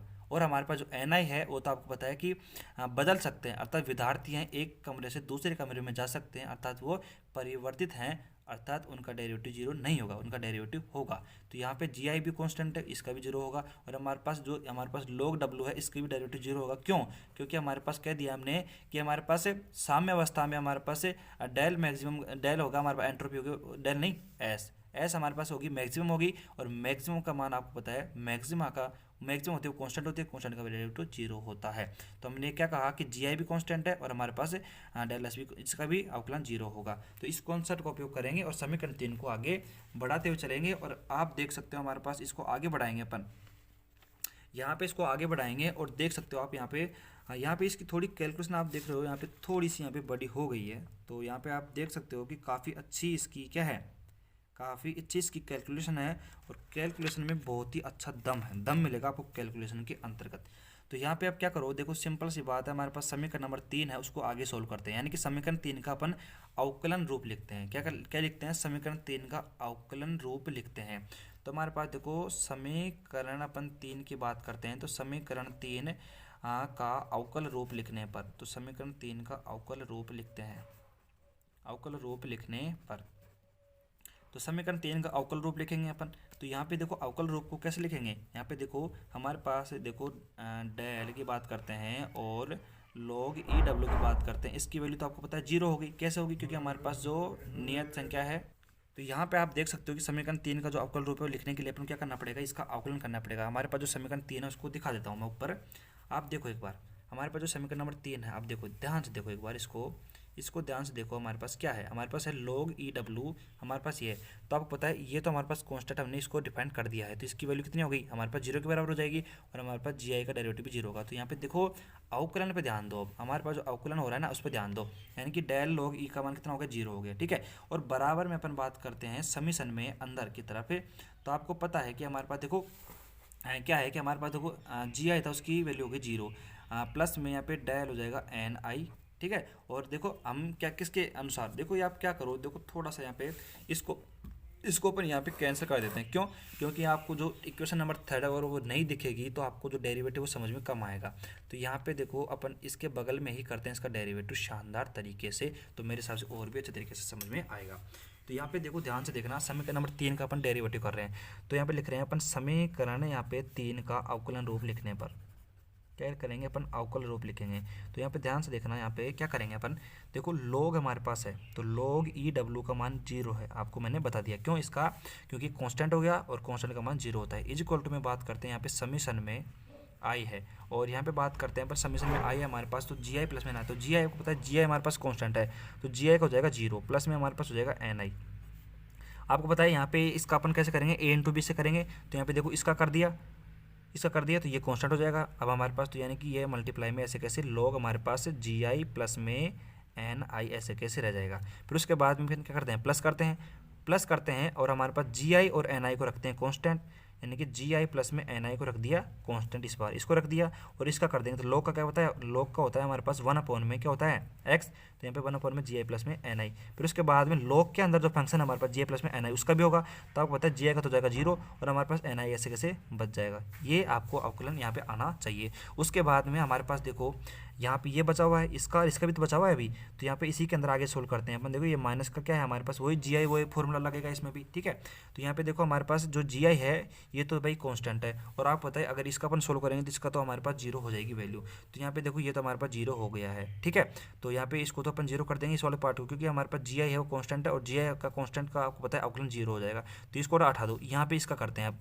तो यहाँ देखो यहाँ पे लिख देते हैं अपन, बाकायदा लिख देते हैं वैसे माइनस का जीरो, क्योंकि जीरो किस लिए, इसके लिए है। फिर उसके बाद में माइनस आगे इसका करते हैं, तो यहाँ पे वही ए इंटू बी से करेंगे। तो यहाँ पे देखो एन आई है, एन आई क्या हो जाएगा, डेल एन आई हो जाएगा हमारे पास। ठीक है, उसके बाद में अपन बात करते हैं इसको कांस्टेंट रखते हैं, यानी कि log हमारे पास हो जाएगा ई एन आई कांस्टेंट हो जाएगा। उसके बाद में देखो यहाँ पे माइनस आएगा, तो माइनस माइनस कितना हो जाएगा, प्लस हो जाएगा, आपको पता है। तो माइनस माइनस हो जाएगा प्लस, और हमारे पास बात करते हैं, देखो हमारे पास नहीं यहाँ पे प्लस नहीं होगा, यहाँ पे नेगेटिव होगा, आप देख लेना, यहाँ पे कोई दिक्कत नहीं है। यहाँ पे इसको बाहर लिखते हैं, देखो इस प्रकार अपन इसको नेगेटिव को बाहर रखते हैं, फिर इसके अंदर सोल्व करते हैं। देखो क्या करते हैं, ए इंटू बी है, तो हमारे पास देखो ए का कर दिया, फिर बी को इस तरह रख दिया, फिर अपन क्या करते हैं ए को इस तरह रखते हैं हमारे पास, यानी कि एन आई को इस तरह रख दिया अपन ने पास, एन आई को इस तरह रख दिया, और हमारे पास प्लस आता है पी इंटू क्यू में, तो प्लस यहाँ पे लगा दिया। उसके बाद में एन आई हमारे पास है, इस एन आई को हमने इस तरह रख दिया और log का कर दिया, log का क्या होगा 1/में क्या हो जाएगा, एन आई हो जाएगा। और फिर आपको पता है एन आई का हमारे पास कितना हो जाएगा, डेल एन आई हो जाएगा। ठीक है, ये हमने इसका अवकलन कर दिया है, कोई दिक्कत यहाँ पे नहीं होनी चाहिए। तो यहाँ पे देखो थोड़ा बहुत अपन इसको सॉल्यूशन कर देते हैं। कैसे? देखो हमारे पास इसका वैल्यू तो जीरो हो चुका है, यानी कि log डब्ल्यू का मान जीरो हो गया, अर्थात इधर भी हमारे पास जो एल साइड में जीरो आ चुका है। तो जीरो इज इक्वल टू अपन लिखेंगे यहाँ पे समीशन में आई हमारे पास ऐसे कैसे, और यहाँ पे देखो ये जीरो हो गया तो एन आई ऐसे कैसे रखो, तो यहाँ पे देखो एन आई हो जाएगा, और मल्टीप्लाई में हमारे पास क्या है, log हमारे पास क्या है, जी आई प्लस में एन आई हो जाएगा। ठीक है, और यहाँ पे देखो ये आप इससे ये कैंसिल हो जाएगा, और हमारे पास क्या बचेगा, प्लस में केवल एन आई बचेगा। ठीक है, हमारे पास प्लस में केवल क्या बचेगा, प्लस में केवल और केवल बचेगा। यहाँ पे देखो एन आई आएगा, यहाँ पे एन आई नहीं आएगा, ये यहाँ पे एन आई नहीं आएगा, यहाँ पे डेल एन आएगा, डेल आएगा, यहाँ पे आएगा हमारे पास कितना आएगा, हमारे पास आएगा डेल डेल एन आई आएगा। क्यों, क्योंकि आपको यहाँ पे जब इसका अवकलन किया था आपने यहाँ पे देखो देख सकते हो log का, तो log का होता है 1/x, तो ये कर दिया अपन में। जी आई का तो हो गया 0, लेकिन एन आई का हो जाएगा डेल एन आई, तो डेल एन आई यहाँ पे लिखना पड़ेगा। तो यहाँ पे क्या बचेगा अपने पास, काटने के बाद में हमारे पास डेल एन आई यहाँ पे बच जाएगा, कोई दिक्कत नहीं है। फिर उसके बाद में अपन यहाँ पे बात करते हैं यहाँ पे नीचे की, तो यहाँ पे देखो ये तो 0 हो गया, कोई दिक्कत नहीं है। फिर उसके बाद ये माइनस आ जाएगा, तो यहाँ पे इसको सोल्व करते हैं अपन आगे थोड़ा सा यहाँ पे, तो ये माइनस तो माइनस आ जाएगा, यहाँ पे माइनस का ये आ जाएगा, तो डेल हमारे पास क्या हो जाएगा ये, हाँ एन आई डॉट हमारे पास क्या हो जाएगा लॉग ई एन आई, ठीक है। और ये आपस में कैंसिल हो जाएगा, ठीक है। ये माइनस का हमारे पास कितना आ जाएगा डेल एन आई हमारे पास हो जाएगा, कोई दिक्कत नहीं है। तो यहाँ पे ये सॉल्व हो चुका है। फिर उसके बाद में आप देख सकते हो ये हमारे पास कैंसिल हो जाएगा, और हमारे पास अब बचेगा क्या, हमारे पास बचेगा देखो ध्यान देखना 0 = समीशन आई, और हमारे पास देखो यहाँ पे आ जाएगा सिंपल। अगर अपन इसको करते हैं तो थोड़ा सा यहाँ पे समझने की कोशिश करो। हमारे पास देखो ये है, हमारे पास ये बच गया हमारे पास एक, और ये बच गया हमारे पास। आप देख सकते हो इसमें दोनों में से अपन डेल एन आई को कॉमन ले सकते हैं, ठीक है। यानी कि ये देखो यहाँ पे भी अपन बात करते हैं तो डेल एन आई ही आएगा। अपन यहाँ पे देखो शुरू में गलती कर दी हमने, जब अपने यहाँ पे देखो ध्यान से अपन जी आई प्लस में एन आई का अवकलन करेंगे तो आपको पता है जी आई का 0 हो जाएगा, लेकिन इसका तो डेल आई एन आई होगा कि नहीं होगा, बताओ यार। यहाँ पे गलती कर दी तो यहाँ पे गलती कर दी, तो यहाँ पे डेल आई एन आई कर दो, आपको दिक्कत नहीं, उसमें क्या दिक्कत है बताओ। तो यहाँ पे डेल आई कर देंगे, तो आप देख सकते हो इसमें और इसकी बात करते हैं, तो यहाँ पे देखो डेल एन आई अपने पास कॉमन आ रहा है। तो अपने क्या करा कि देखो log हमारे पास ऐसा है जी आई प्लस में एन आई है, तो जी आई प्लस में एन आई हो जाएगा, और माइनस में अपन बात करते हैं यहाँ पे देखो ये हो जाएगा log ई एन आई हो जाएगा, ठीक है। इसके बाहर अपन ने क्या कर लिया, जो डेल एन आई है ना अपना ये, इसको ले लिया बाहर कॉमन, ठीक है। तो डेल एन आई को अपन ने बाहर कॉमन ले लिया, और ये अपने इसको वैल्यू को अंदर रख दिया, ठीक है।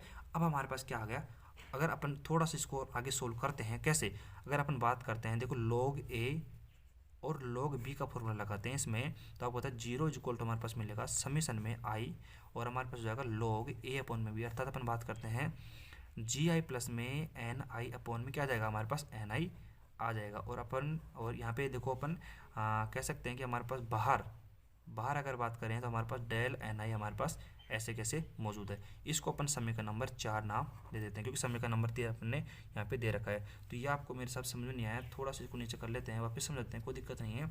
हमारे पास देखो ए बी का फॉर्मूला लगा दिया, तो log ए अपन में log बी अपने पास आ गए, तो समीकरण नंबर 4 हमारे पास आ गया है।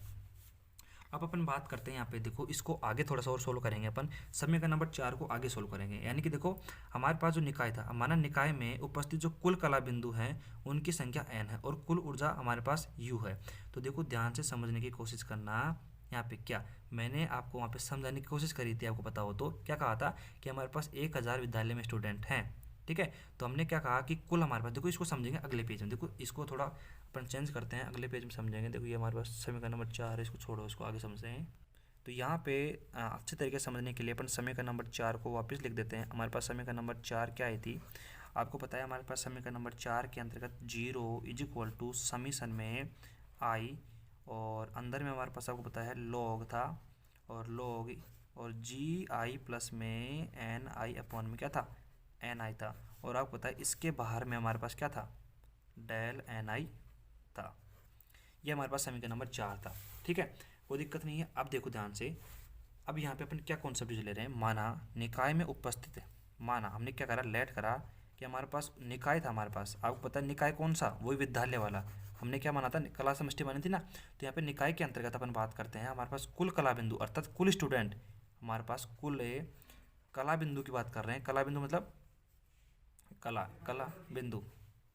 तो यहाँ पे अपन बात करते हैं माना निकाय में कुल कला बिंदु की बात करते हैं, तो यहाँ पे कुल कला जो बिंदु होंगे हमारे पास, यानी कुल स्टूडेंट की अपन जो संख्या मानते हैं वो कैपिटल एन मान लेते हैं, ठीक है।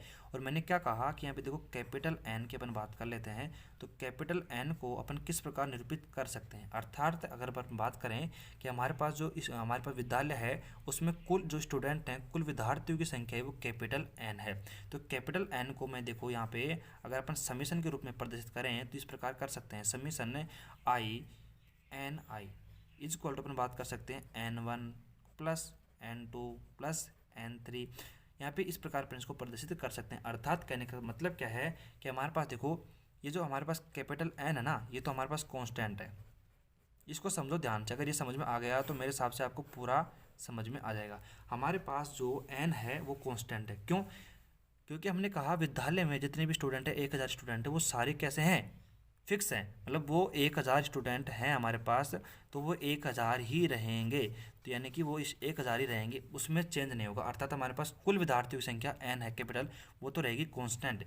लेकिन मैंने आपको वहाँ भी समझाया था, लेकिन अपन बात करते हैं, अगर अपन कमरों की बात करते हैं, जैसे मान लें एक कमरे में बात करते हैं अपन, एक कमरे के अंदर स्टूडेंट अपन पास 10 हैं, तो भाई देखो एक कमरे में 10 है ना, तो एक कमरे में 10 स्टूडेंट है, वो भाई दूसरे कमरे में जा सकते हैं, वो तीसरे कमरे में जा सकते हैं। अर्थात ये एक कमरे से दूसरे कमरे में चेंज हो सकते हैं, परिवर्तित हो सकते हैं। लेकिन पूरी स्कूल में जो बच्चे हैं वो थोड़ी बदलेंगे, वो तो फिक्स ही रहेंगे, वो तो 1000 के 1000 रहेंगे। लेकिन एक कमरे से वो दूसरे कमरे में जा सकते हैं, यानी कि परिवर्तित होंगे। लेकिन हमारे पास कैपिटल जो है ना, कुल विद्यार्थियों की संख्या वो नहीं बदलेगी। उसी प्रकार देखो यहाँ पे समझने की आप कोशिश करना, कैपिटल एन को हमने समेशन के रूप में व्यक्त किया, अर्थात N1 N2 N3, अर्थात कैपिटल एन के अंदर 1000 स्टूडेंट हैं, तो N1 N2 N3 इस प्रकार अपने इसको प्रदर्शित कर दिया है। तो यहाँ पे देखो इस कॉन्सेप्ट को अपन यहाँ पे क्यों समझ रहे हैं, क्योंकि हमारे पास देखो ध्यान से देखना, हमारे पास जो यहाँ पे देखो अब हमारे पास जो कुल विद्यार्थी संख्या है, अर्थात कुल कला बिंदुओं की जो संख्या है हमारे पास, ये n है। यानी कि अपन बात करते हैं डेल n, हमारे पास इसका डेरिवेटिव करेंगे तो 0 आएगा। क्यों? क्योंकि हमने बता दिया कि हमारे पास कुल विद्यार्थियों की संख्या है, कुल विद्यार्थियों की जो संख्या है कैपिटल एन वो कांस्टेंट है, और कांस्टेंट का डेरिवेटिव 0 होता है। तो ये कॉन्सेप्ट मेरे हिसाब से आपको समझ में आ गया होगा। लेकिन यहाँ पे अपन क्या करेंगे, अपन ने क्या करा, यहाँ पे ये n है, इसकी वैल्यू को इस प्रकार परिभाषित कर दिया। अपन इसको इस प्रकार लिख सकते हैं, अर्थात यहाँ पे जो कुल विद्यार्थियों की संख्या है उनको अपन समीशन के रूप में इस प्रकार लिख सकते हैं। यानी कि देखो हम क्या कर सकते हैं, यहाँ पे हमारे पास जो समीशन हमारे पास आया है, समीशन अपन बात कर लेते हैं, अगर इसका डेरिवेटिव करेंगे, इसका डेरिवेटिव समीशन का, तो समीशन यहाँ पे del n I is equal to 0 हमने प्रूव कर दिया है। अब ये कहाँ से आया, मेरे हिसाब से आपको कोई दिक्कत नहीं होनी चाहिए। क्यों? क्योंकि सबसे पहले हमने कहा कि माना कुल कला बिंदुओं की संख्या है n, ठीक है। उसके बाद हमने कहा कि हम कुल कला बिंदुओं को इस प्रकार निरूपित कर सकते हैं, अर्थात summation n I equal to N1 N2 N3 N4। उसके बाद हमने कहा कि n कांस्टेंट है। क्यों? क्योंकि देखो एक विद्यालय में जितने भी स्टूडेंट हैं 1000 हैं, 2000 हैं, हमने 1000 माने थे, तो 1000 क्या है, फिक्स हैं। लेकिन हमने कहा कि वो एक कक्षा से दूसरी कक्षा में जा सकते हैं, अर्थात वो परिवर्तित हो सकते हैं। अर्थात हमने क्या कहा कि देखो कुल स्टूडेंट की तो ना करते, वो तो कांस्टेंट है, तो कुल के अगर अपन डेरिवेटिव करेंगे तो आपको पता है कि उसका 0 आएगा। क्यों? क्योंकि हमारे पास जो कांस्टेंट का डेरिवेटिव होता है वो 0 होता है। फिर उसके बाद हमने यहाँ पे n की जो वैल्यू है यहाँ पे ये उठा के रख दी ni। अगर इसका डेरिवेटिव करते हैं अपन, इसका डेरिवेटिव करते हैं इस डेल ni का, तो यहाँ पे डेल n इक्वल टू 0 है। क्यों? क्योंकि देखो n है बराबर में, दोनों बराबर n है, और n का डेरिवेटिव हमारे पास 0 है। तो यहाँ पे ये इसमें आपको दिक्कत नहीं आनी चाहिए। अर्थात ये समीकरण नंबर इसको 5 नाम दे देते हैं। देखो समीकरण नंबर 4 ये हो गया, और समीकरण नंबर 5 ये हमारे पास ये हो गया। तो अपन इसकी सहायता, अब देखो इसकी सहायता कैसे लेंगे अपन, यहाँ पे देखो अपन यदि अब यदि अपन बात करते हैं, ये तो हमारे पास क्या होगी, कुल कला बिंदुओं की संख्या होगी, कुल कला बिंदुओं की संख्या होगी। अब बात करते हैं जिस निकाय की अपन बात कर रहे थे, जिस निकाय के अंदर, यानी कि जिस विद्यालय के अंदर अपन बात कर रहे थे, जिस निकाय की अपन बात कर रहे थे, उसके अंतर्गत यदि अपन टोटल ऊर्जा की बात करें, टोटल एनर्जी की बात करेंगे, तो यहाँ पे अपन क्या करना पड़ेगा, हमारे पास जो समीशन है, हमारे पास जो एन है, समीशन जो हमारे पास एन है, उसको अपन को एनर्जी से मल्टीप्लाई कर देना है, तो हमारे पास क्या आ जाएगी, कुल ऊर्जा आ जाएगी। और आपको पता है कि हमारे पास जो स्टूडेंट है, हमारे पास जो यू है, हमारे पास क्या है कि हमारे समीशन एन आई ई आई है, इसको अपन ने क्या करा कि हमने कुल ऊर्जा निकालने के लिए, अर्थात निकाय की कुल ऊर्जा की बात करें, अपन ऊर्जा की बात करेंगे, क्योंकि हमें फॉर्मूले में ऊर्जा भी चाहिए, आपने देखा हो वहाँ पे, तो हमें ई आई नज़र आ रहा था। तो हमें ई आई को निकालने के लिए हमें कुल ऊर्जा का फॉर्मूला का सहायता लेनी पड़ेगी। तो कुल ऊर्जा को निकालने के लिए हमने क्या किया, हमारे पास जो एन आई विद्यार्थी हैं हमारे पास किसी विद्यालय के अंतर्गत, उसकी ऊर्जा निकालने के लिए उसको अपन ऊर्जा से मल्टीप्लाई कर देंगे। और आपको पता है कि हमारे पास ऊर्जा से मल्टीप्लाई कर देंगे, तो आपको पता है ये पहले से कॉन्स्टेंट है, यानी कि एन आई हमने पहले यहाँ पे कॉन्स्टेंट प्रूव कर दिया है। तो हमारे पास जो यू बराबर डेल समीशन एन आई ई आई है, ये भी हमारे पास कॉन्स्टेंट हो जाएगा। इसमें मेरे हिसाब से कोई दिक्कत नहीं होनी चाहिए। फिर अपन क्या करते हैं, इसका अवकल रूप निकालते हैं, यानी कि हमारे पास u इक्वल टू, ये हमारे पास लिखा हुआ है ना, इसका अपन अवकल रूप निकाल लेते हैं। तो अवकल रूप कैसे निकालेंगे, यहाँ पे देखो u का मान कितना आ जाएगा, 0 आ जाएगा। u का मान 0 हो जाएगा। क्यों? क्योंकि u भी हमारे पास कॉन्स्टेंट मैंने प्रूव कर दिया। कैसे कर दिया है? क्योंकि हमारे पास कुल विद्यार्थियों की संख्या है वो हमारे पास कॉन्स्टेंट है, और कॉन्स्टेंट अपन अगर बात करते हैं, और कॉन्स्टेंट से अपन ने मल्टीप्लाई कर दिया एनर्जी को, तो हमारे पास जो एनर्जी भी होगी वो भी कॉन्स्टेंट वैल्यू हमारे पास हो गई, अर्थात निकाय की कुल ऊर्जा भी हमारे पास 0 होगी। अब हम क्या कर सकते हैं, देखो ध्यान से देखना, इस 0 को बराबर लिखने से हमने क्या फ़ायदा मिलेगा कि हमारे पास समीशन में एन आई और ई आई की वैल्यू हमें 0 मिल जाएगी। इसको समीकरण नंबर अपन 6 नाम दे देते हैं, ठीक है। यहाँ पे कोई दिक्कत नहीं है। समीकरण 5 और 6 के आ गया हमारे पास। अब देखो हमारे पास जो समीकरण नंबर 4 लिखा हुआ है यहाँ पे ऊपर की साइड अपन देख सकते हैं, हमारे पास समीकरण नंबर 4, समीकरण नंबर 4 है, समीकरण नंबर हमारे पास 5 है, समीकरण नंबर 6 है। तो देखो समीकरण की बात करते हैं, हमारे पास 4, 5, 6 से क्या लिखते हैं, समीकरण 5, 6, 7 से। तो आप देख सकते हो यहाँ पे देखो समीकरण नंबर 5 है, समीकरण नंबर 4 है, और समीकरण नंबर हमारे पास कौन सी है, हमारे पास ये 6 है। समीकरण 4, 5, 6, समीकरण नंबर जो 4 है, 5 है, वो 6 है। आप देख सकते हो इनको आराम से। अब देखो समीकरण नंबर 4, 5, 6 आप देख सकते हो, समीकरण नंबर 4 ये रही, समीकरण 5 ये रही, और समीकरण 6 रही। आप यहाँ पे थोड़ा सा यहाँ पे ध्यान से देखो तो समीकरण 4, 5, 6 को, तो यहाँ पे देखो समीकरण नंबर 6 है ना, इसमें अपन को यहाँ पे क्या करना पड़ेगा, डेल एन आई करना पड़ेगा। यानी कि अवकल रूप में अपन लिखा था, अवकल रूप में, तो अवकल रूप में हमारे पास क्या आएगा, यहाँ पे डेल एन आई आएगा, डेल आएगा यहाँ पे। ठीक है, तो समीकरण 4 को देखो, 5 को देखो, 6 को देखो, आपके पास देखो डेल एन आई, डेल एन आई यानी कि डेल एन आई, तीनों में हमने क्या देखा कि ये हमारे पास प्रथम घात की हमारे पास क्या है, अवकल समीकरण है, एक डिफरेंशियल इक्वेशन है। और इस प्रथम घात की अवकल समीकरण को हल करने के लिए अपन जिस विधि का उपयोग करेंगे उसका नाम है लांगराज विधि। लांगराज विधि के द्वारा इसको अपन सोल्व करेंगे, लांगराज विधि से इसका अपन सॉल्यूशन करेंगे, इसका समीकरण नंबर 4, 5 और 6 का। अब देखो लांगराज विधि क्या कहती है हमारी, कि हमारे पास जो इक्वेशन नंबर 4 है, ठीक है, उसको ऐसे कैसे लिख दो, प्लस में हमारे पास जो इक्वेशन नंबर 5 है उसको अपन को एक कांस्टेंट माइनस का अल्फा से मल्टीप्लाई करना पड़ेगा। ये क्या है, ये हमारा मेथड कहता है, ये यहाँ पे अपन कुछ भी नहीं कह सकते, ये हमारा मेथड कह रहा है।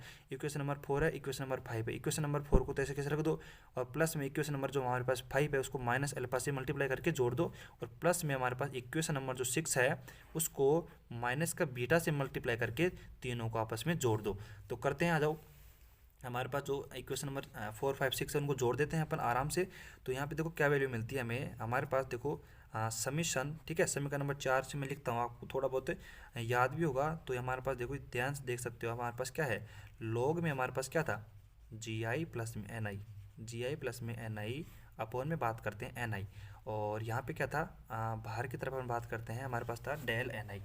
तो डेल एन आई अपन आराम से यहाँ पे लिख सकते हैं, तो डेल एन आई हमारे पास हो जाएगा ये बाहर की तरफ। ठीक है, तो यहाँ पे देखो कोई मल्टीप्लाई नहीं करना अपन को, बिल्कुल लिखना है बिल्कुल जीरो से। उसके बाद में हमारे पास इक्वेशन नंबर जो 5 है आपको दिख रही है यहाँ पे, इसको अपन को माइनस से अल्फा से मल्टीप्लाई करके जोड़ देना है। तो ये देखो जोड़ दिया अपन ने, और माइनस से अल्फा कर दिया, और मल्टीप्लाई में देखो हमने यहाँ पे क्या कर दिया, समीशन में डेल एन आई कर दिया। ठीक है, उसके बाद में अपन प्लस करेंगे, हमारे पास समीकरण नंबर 6 है, तो समीकरण नंबर 6 को भी हम क्या करेंगे, माइनस बीटा से मल्टीप्लाई कर देंगे, और समीशन बात करते हैं यहाँ पे डेल एन आई, और ई आई इक्वल टू हमारे पास 0 हो जाएगा। तो यहाँ पे देखो इसको अपन थोड़ा सोल्व कर लेते हैं भाई। सोल्व करके कैसे निकालेंगे, हमारे पास देख सकते हो आप यहाँ पे इसके अंतर्गत यहाँ पे देखो, मैं यहाँ पे पेन को चेंज कर देता हूँ। देखो डेल एन आई है, यहाँ पे भी डेल एन आई है, और यहाँ पे भी डेल एन आई है। अर्थात अपन बात करते हैं यहाँ पे, आप देख सकते हो हमारे पास डेल एन आई हमारे पास कॉमन आ जाएगा। यहाँ पे जो डेल एन आई है ये हमारे पास कॉमन आ जाएगा। तो इसको देखो कैसे लिखते हैं, यहाँ पे देखो डिफरेंट पेन से लिख देते हैं। तो यहाँ पे देखो समीशन में आई, ठीक है, ब्रैकेट में अगर अपन अंदर बात करते हैं तो हमारे पास देखो लॉग हमारे पास ऐसे कैसे, और हमारे पास देखो जी आई प्लस में एन आई अपॉन में एन आई ऐसे कैसे है, कोई दिक्कत नहीं है। तो डेल एन आई हमारे पास ऐसे कैसे रह जाएगा, और माइनस का अल्फा हमारे पास ऐसे कैसे रहेगा, और माइनस का जो बीटा है उस पर मल्टीप्लाई होगा किससे, ई आई से मल्टीप्लाई होगा, और बाहर हमने डेल एन आई को कॉमन ले लिया है, ये हमारे पास 0 हो जाएगा।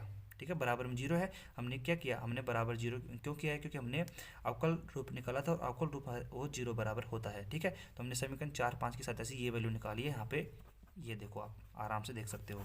अब आप देखो यहाँ पे थोड़ा सा ध्यान से देखो, तो यहाँ पे जो डेल एन आई है, जो डेल एन आई है देखो इक्वल टू 0 है। तो आपको पता है इक्वल टू 0 है, तो इनमें से जो वैल्यू है वो 0 के बराबर तो होगी, ये तो गारंटी है।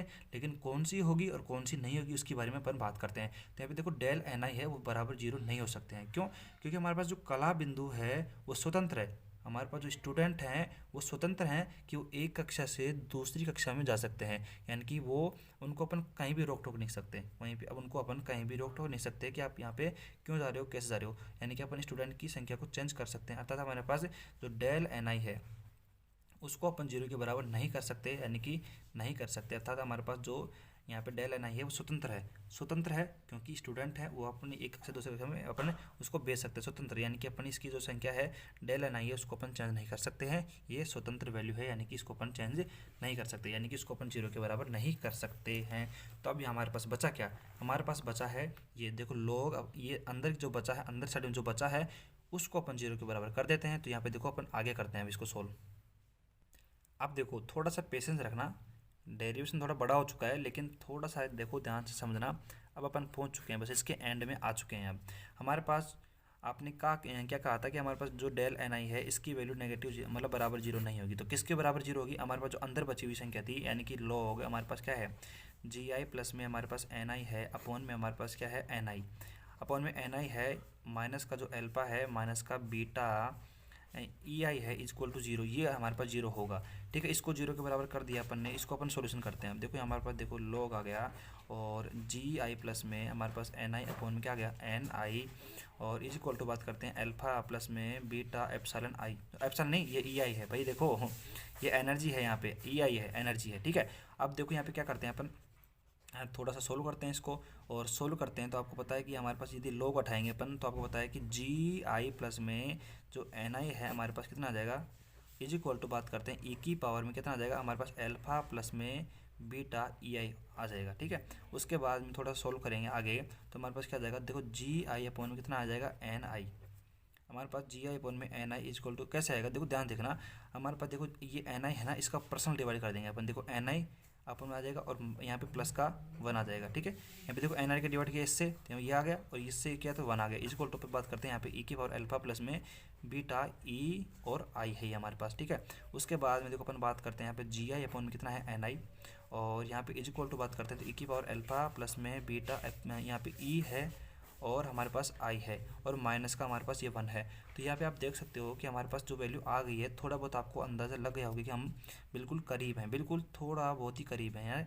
यानी कि देखो हमें वैल्यू किसकी चाहिए, हमें एन आई बराबर चाहिए था, तो हमें एन आई के लिए इसको पलटना पड़ेगा, यानी कि देखो N I is equal to अपन बात कर सकते हैं यहाँ पे देखो जी आई अपन क्या कर देंगे जी आई अपन में ई की पावर क्या जाएगा हमारे पास एल्फा प्लस में बीटा, एल्फा प्लस में बीटा ई आई माइनस का 1। ठीक है, और हमें देखो आप देख सकते हो हमारे पास यहाँ पे जो ई अल्फ़ा है हमारे पास ई की पावर जो अल्फ़ा है यहाँ पे देखो इसको क्या समझते हैं हमारे पास जो ई की पावर अल्फ़ा है बराबर ए अपन मान सकते हैं, माना क्योंकि ई की पावर अल्फ़ा है अपन कांस्टेंट है वैल्यू, तो कांस्टेंट वैल्यू को अपन ए मान सकते हैं, यानी कि देखो ई की पावर जो अल्फ़ा है उसको अपन ए मान लिया। ठीक है, कोई दिक्कत नहीं है, और हमारे पास आप देख सकते हो कि ई की पावर जो अल्फ़ा है उसको अपन ने कांस्टेंट मान लिया है, कोई दिक्कत नहीं है। और इसको देखो थोड़ा सा अपन यहाँ पे सोल्व कैसे करते हैं, देखो हमारे पास देखो एन आई है इज इक्वल टू हमारे पास जी आई है अपॉन में, इसको अपन इस प्रकार लिख सकते हैं क्या ए की पावर अल्फ़ा डॉट ई की पावर हमारे पास बीटा ई आई है माइनस का 1 है। तो हमने जो ई की पावर अल्फ़ा है इसको अपन ए मान लिया, कांस्टेंट है क्योंकि ई की पावर की जो वैल्यू होती है फिक्स होती है, तो इसको अपन कांस्टेंट मान सकते हैं। ठीक है, और उसके बाद में हमारे पास देखो बीटा हमारे पास बीटा ई आई है, और आपको पता हो तो अपन थर्मोडायनेमिक्स के अंतर्गत अपन देखें तो हमारे पास जो बीटा फंक्शन है ना, बीटा फंक्शन ये अपन यूनिट नंबर 3 में पढ़ेंगे, बीटा फंक्शन है इसकी वैल्यू होती है 1 अपॉन में के टी होती है। ठीक है, ये हमारे पास क्या होता है, हमारे पास अपन पास जो थर्मोडायनेमिक्स सांख्यिकी है अपनी, ठीक है अपन बात करते हैं तो इसके अंतर्गत अपन देखते हैं इसकी वैल्यू हमारे पास कितनी होती है 1 अपॉन में के टी होती है। तो यहाँ पे देखो अब वैल्यू हमारे पास आ जाएगी, देखो N I is equal to g i upon में ई की पावर अल्फा जगह अपन ए मान लिया ए, और ई की पावर को अपन एक्सपोनेंशियल लिख सकते हैं एक्सपोनेंशियल, और हमारे पास क्या आ जाएगा देखो ध्यान से देखना ई आई हमारे पास ऊपर ऐसे कैसे है ही, और हमारे पास जो बीटा है उसकी वैल्यू कितनी है 1 अपॉन में के टी है, तो ये आ जाएगा 1 अपॉन के टी और माइनस का 1। अब देखो 3 घंटे हो गए हमें, यानी कि 1 घंटा तो हो गया, 1.5 घंटे हो गए इसी आंसर के लिए अपन इतनी मेहनत कर रहे थे, आपको पता हो तो। यह आ गया हमारे पास बोस आइंस्टीन सांख्यिकी का रिजल्ट। बोस आइंस्टीन सांख्यिकी का जो वितरण है बंटन नियम है वो n I is equal to g i upon में ए एक्सपोनेंशियल ई आई 1 में के टी माइनस का 1। यदि आपने देखो यहाँ पे ईमानदारी से 1.5 घंटा देख लिया है तो देखो 4 नंबर का सवाल आपका पक्का हो चुका है, और 4 नंबर लाने हैं ना तो जिक्र रखना पड़ेगा और ऐसे ही मेहनत करनी पड़ेगी। ठीक है, और मेरे हिसाब से देखो इसको रिवीजन की कोई आवश्यकता नहीं है, एक एक कॉन्सेप्ट को मैंने आपको बिल्कुल ध्यान से समझाया था, तो आप अगर रिवीजन करना चाहते हो तो आप वीडियो को पीछे देखो और कर लो। ठीक है, और यहाँ पे ये रिजल्ट अपन ने निकाल लिया, और मैंने कहा कि जो फर्मी साइंटिस्ट अपना उसमें अपन ने क्या करना है, केवल यहाँ पे +1 करना है, यहाँ पे -1 आया तो यहाँ पे +1 करना है, यानी कि अपन को ये पूरी कैलकुलेशन वापस से सेम टू सेम करनी पड़ेगी बस। ठीक है, थोड़ा बहुत माइनर चेंज होगा, यानी कि पूरी कैलकुलेशन अपन को सेम करनी पड़ेगी। यानी कि इसको अगर आपने ध्यान से पढ़ लिया तो फर्मी वाला अपना कंप्लीट हो जाएगा बिना किसी रुकावट के। तो अब मिलते हैं अगले लेक्चर में, और 4 नंबर पक्के करने हैं, 4 नंबर पक्के करने हैं। तो भाई इसको आपको ईमानदारी से देखो, होनेस्टली ईमानदारी से 4 बार एक पेज में लिखो इसको, 4 बार। एक बार तो देख के लिखो, एक बार फिर दोबारा भी थोड़ा बहुत देख के लिख लेना जहाँ पे आपको दिक्कत आए। तीसरी बार और चौथी बार बिना देखे इसको लिखना है, तीसरी बार और चौथी बार इसको बिना देखे एक पेज में अगर आप लिख लोगे तो 4 नंबर आपके पक्के कर लोगे, गारंटी 100% आएगा एग्जाम में। और आपको दिख भी रहा होगा कितना इंपॉर्टेंट है ये। ठीक है, इसलिए एग्जाम में आता है। ठीक है।